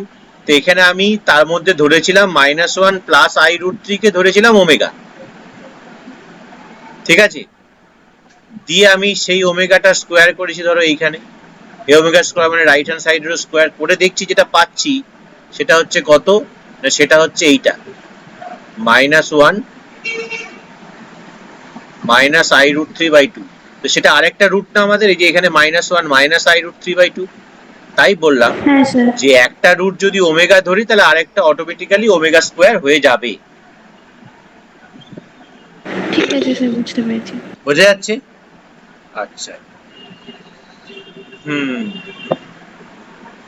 একের ঘনমূল গেল, সামারি গেল। এবার আসছে হচ্ছে আমাদের এক্সারসাইজ। উদাহরণ সব দেখবে, প্রত্যেকটা উদাহরণ ইম্পর্টেন্ট বইয়ের, প্রতিটা উদাহরণকে দেখবে।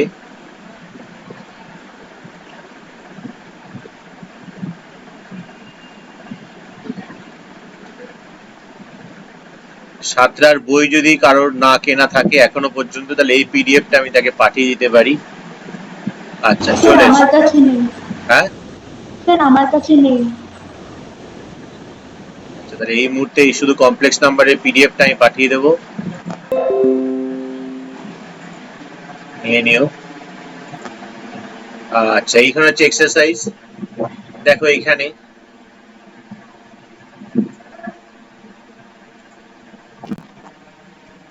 সেকশন 1 এর যদি আমি একের অঙ্কটার দিকে তাকাই,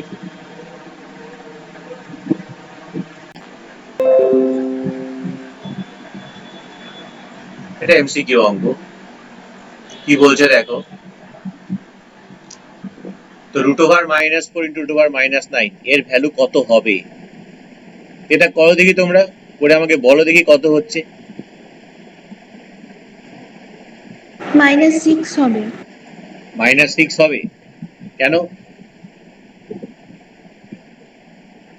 কারণ স্যার √4 -4টাকে আমি লিখতে পারি √4 ইন্টু √(-1), আবার √9টাকে লিখতে পারি যে √9 ইন্টু √(-1), তাহলে ওদিকে √(-1) আর √(-1)টা গুণ হলে -1 হয়ে যাচ্ছে। Very good.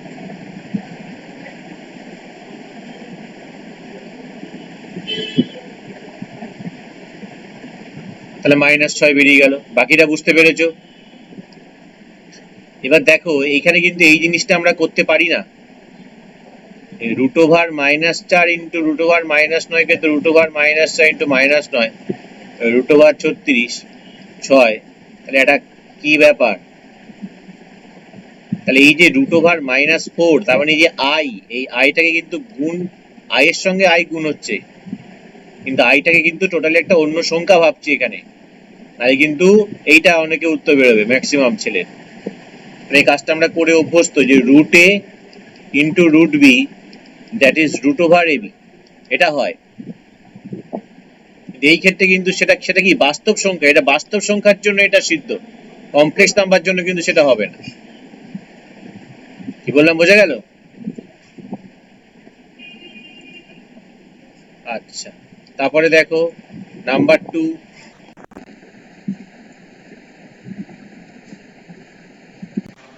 নাম্বার 2 কি বলছে দেখা যাক। নাম্বার 2 বলছে দেখো, এর মডিউলাস বের করতে হবে। তাহলে মডিউলাস মানে আমরা কি জানি? মডিউলাস মানে হচ্ছে z = a + ib আকারে থাকলে মড z কে আমরা লিখি √(a² + b²। তাহলে আমাকে প্রথমেই কাজ, মানে জটিল রাশির যখনই, কমপ্লেক্স নাম্বারে যখনই কোনো কাজ করবে সবসময় স্ট্যান্ডার্ড ফর্মে আগে আনবে, তারপরে যা ভাবার ভাববে। এটাকে আমি এরকম লিখতে পারি, দেখো তো 0 + i, তাহলে a + ib হয়ে গেল। তাহলে আমাকে মড বার করতে বলেছে, তাহলে মড সাইন দিয়ে দিলাম, দ্যাট ইজ ইকুয়াল টু √(, তাহলে এখানে a² বলতে 0² আর b² বলতে -1/3², তাহলে -1/3² মানে 1/9, দ্যাট ইজ 1/3। আছে কোথাও? Option D. এটা বুঝতে পারলে নাকি বলো?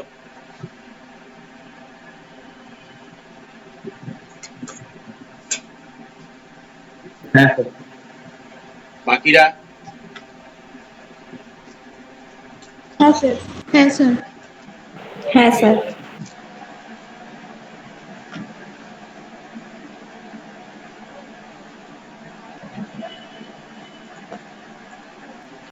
চলে এসো অ্যামপ্লিটিউড,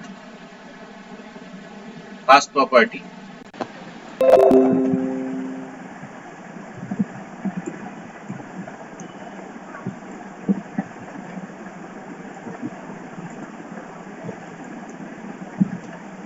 এখানে দেখো একটা কথা বলেছে আই ইন্টু এ, যেখানে এটা লেস দ্যান 0।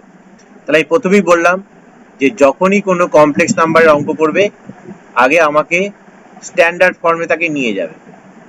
এবার যেহেতু এখানে দেখো আই এ লেস দ্যান 0, তার মানে এটা কোথায় পড়ছে, এটা 0 মাইনাস, মানে এই জায়গাটা আসছে সে, তাই তো? তাহলে এই ক্ষেত্রে আমরা কি বলতে পারি?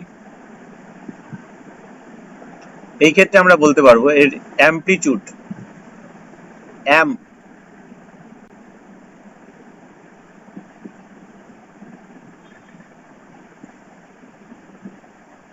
Minus pi plus tan inverse A by 0।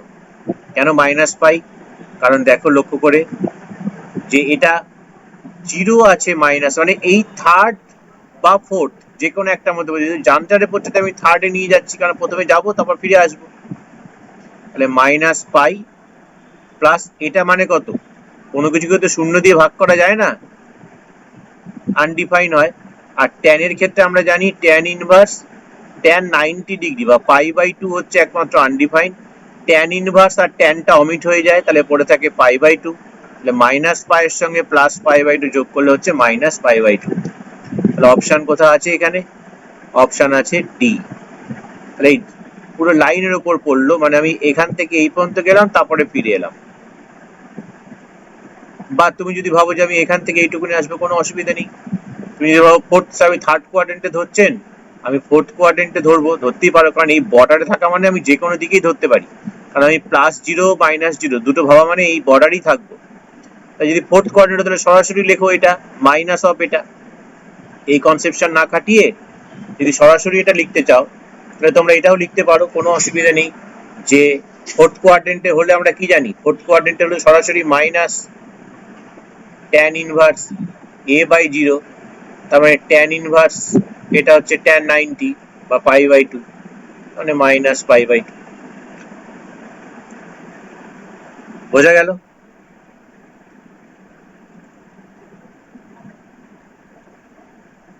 Number 4, number 4টা তোমরা একটু চেষ্টা করে বলো দেখি আমাকে কত হবে।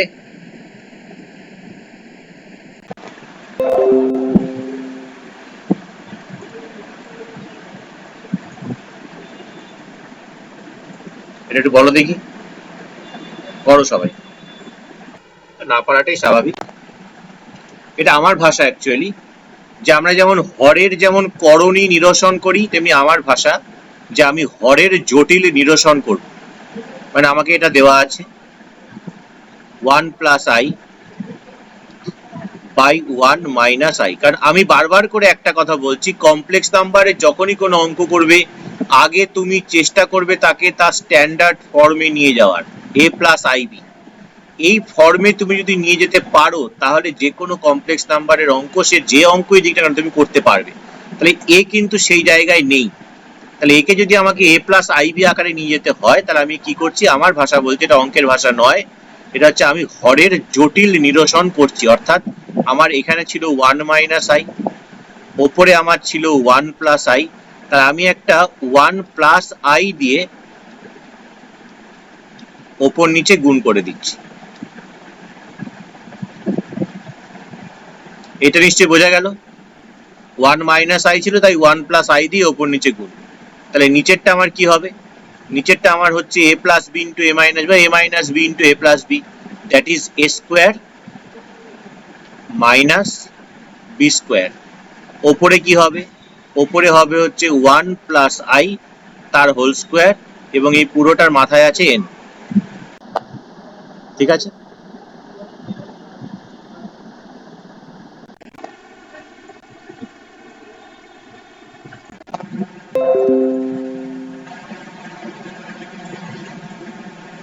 চলে এসো।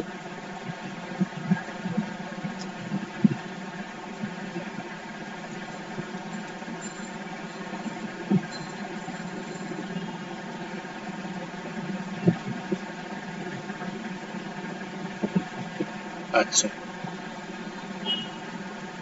এরপরে কি হচ্ছে দেখো, নিচে কত হচ্ছে আমাদের, নিচে 1 স্কোয়ার তো 1 মাইনাস থাকলো, আবার i স্কোয়ার মানে তো -1, উপরে a plus B whole square সূত্র ফেলছি, a square plus B square plus 2 into a into B whole to the power n। তাহলে কত হচ্ছে এখানে 1 square 1 i square -1 plus 2i, নিচে 1 প্লাস 1। এই কমপ্লেক্স নাম্বারের ক্ষেত্রে এই হচ্ছে একটা সুবিধে, নিচে a square minus B square করলেই প্লাস হয়ে যাবে, উপরে -1 প্লাস 1 কেটে গেল, তাহলে উপরে 2i নিচে 2 whole to the power n। তাহলে ultimately i to the power n আমাকে কি চেয়েছে, ক্ষুদ্রতম মান চেয়েছে i এর, যে n এর সর্বনিম্ন মান। তাহলে i to the power n হলে আমরা কি জানি এখন, বলো কত হবে ভ্যালুটা,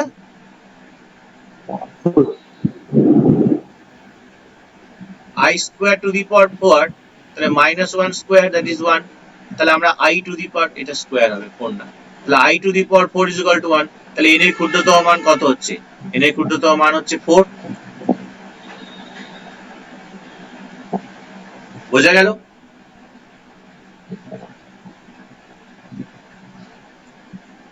বোঝা গেল এটা? হ্যাঁ স্যার। ওকে,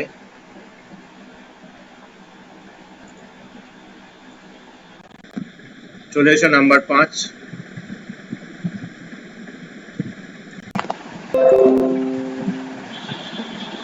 নাম্বার 5 কি বলছে দেখো,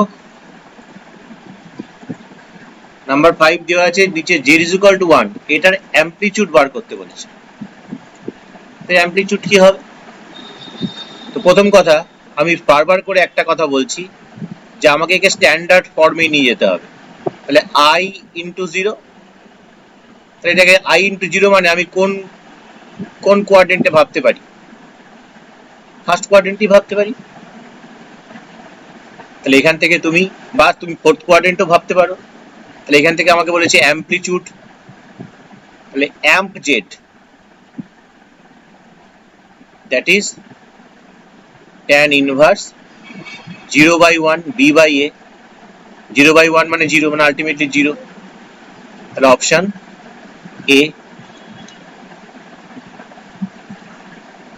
বুঝতে পারলে এটা? চলে এসো নাম্বার 6।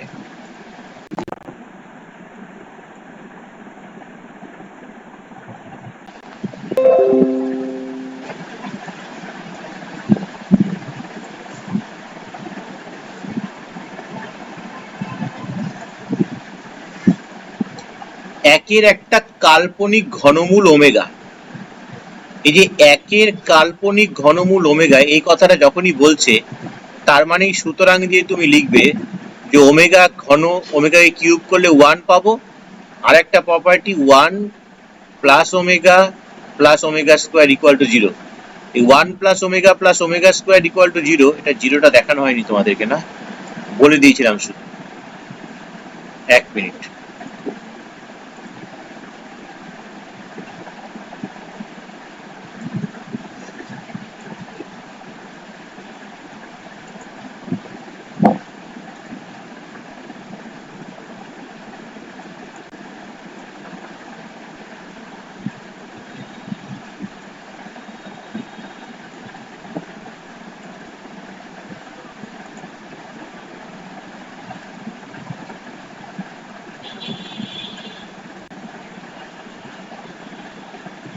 কোথায় কর,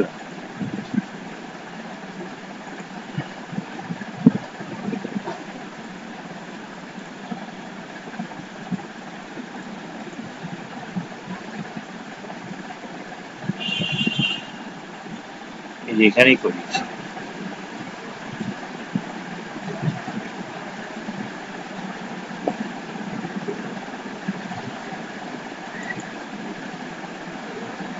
এখানে দেখো কি করে 0 আসছে, দেখো এই যে ওমেগা স্কোয়ার মানে তো এটা, আর ওমেগা মানে তো এইটা ধরেছি -1 প্লাস i √3/2, ওমেগা স্কোয়ার হচ্ছে এটা, তাহলে এখানে যদি আমরা ওমেগার সঙ্গে ওমেগা স্কয়ার যোগ করি কত পাবো দেখো তো।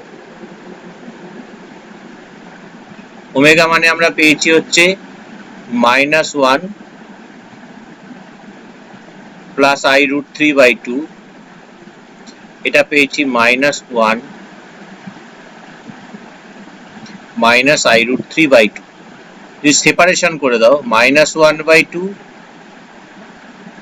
Plus i√3/2 -1/2 minus i√3/2। দেখো প্লাস i√3/2 মাইনাস i√3/2 কেটে গেল, মাইনাস হাফ আর মাইনাস হাফ যোগ করলে -1। বাঁদিকে আমাদের কি ছিল ওমেগা প্লাস ওমেগা স্কয়ার, তাহলে -1 যদি আমি বাঁদিকে নিয়ে চলে এসেছি তাহলে +1, তাহলে omega plus omega square equal to 0। তাই এই প্রপার্টিটা লেখা হয়েছে যে omega 1 plus omega square 0, omega cube তো 1 হবেই যেহেতু কিউব রুট। বুঝতে পারছো? তাহলে এখানে অঙ্কটা আমরা কি করব, তাহলে যখনই আমাকে বলে দিল যে একের একটা কাল্পনিক ঘনমূল ওমেগা, তার মানে এই দুটো জিনিস আমাকে বলে দিল, দিয়ে আমাকে বলেছে ভ্যালু বের করো কার, omega to the power 4, omega to the power 8, omega to the power -1 into omega to the power -2। প্রথম কথা, ওমেগা টু দি পাওয়ার 4 কে আমরা লিখতে পারি omega cube into omega, omega to the power 8 কে আমরা লিখতে পারি omega to the power 6 into omega square, omega to the power -1 কে 1 by omega, omega to the power -2 কে 1 বাই ওমেগা স্কয়ার সূচকের নিয়ম অনুযায়ী। ওমেগা কিউবের মান 1, তাহলে এখানে শুধু ওমেগা হয়ে গেল। ওমেগা টু দি পাওয়ার 6 এর মানে তো 1 হবে, এটা স্কয়ার করলে এখানে শুধু হয়ে গেল ওমেগা স্কয়ার। এখানে হয়ে যাচ্ছে 1 by omega cube, omega cube মানে কত আবার 1, তাহলে 1 বাই ওমেগা। আলটিমেটলি এটা কি পাচ্ছি 1 plus omega square that is equal to 0। তো আছে কত অপশন, অপশন ডি। বুঝতে পারলে?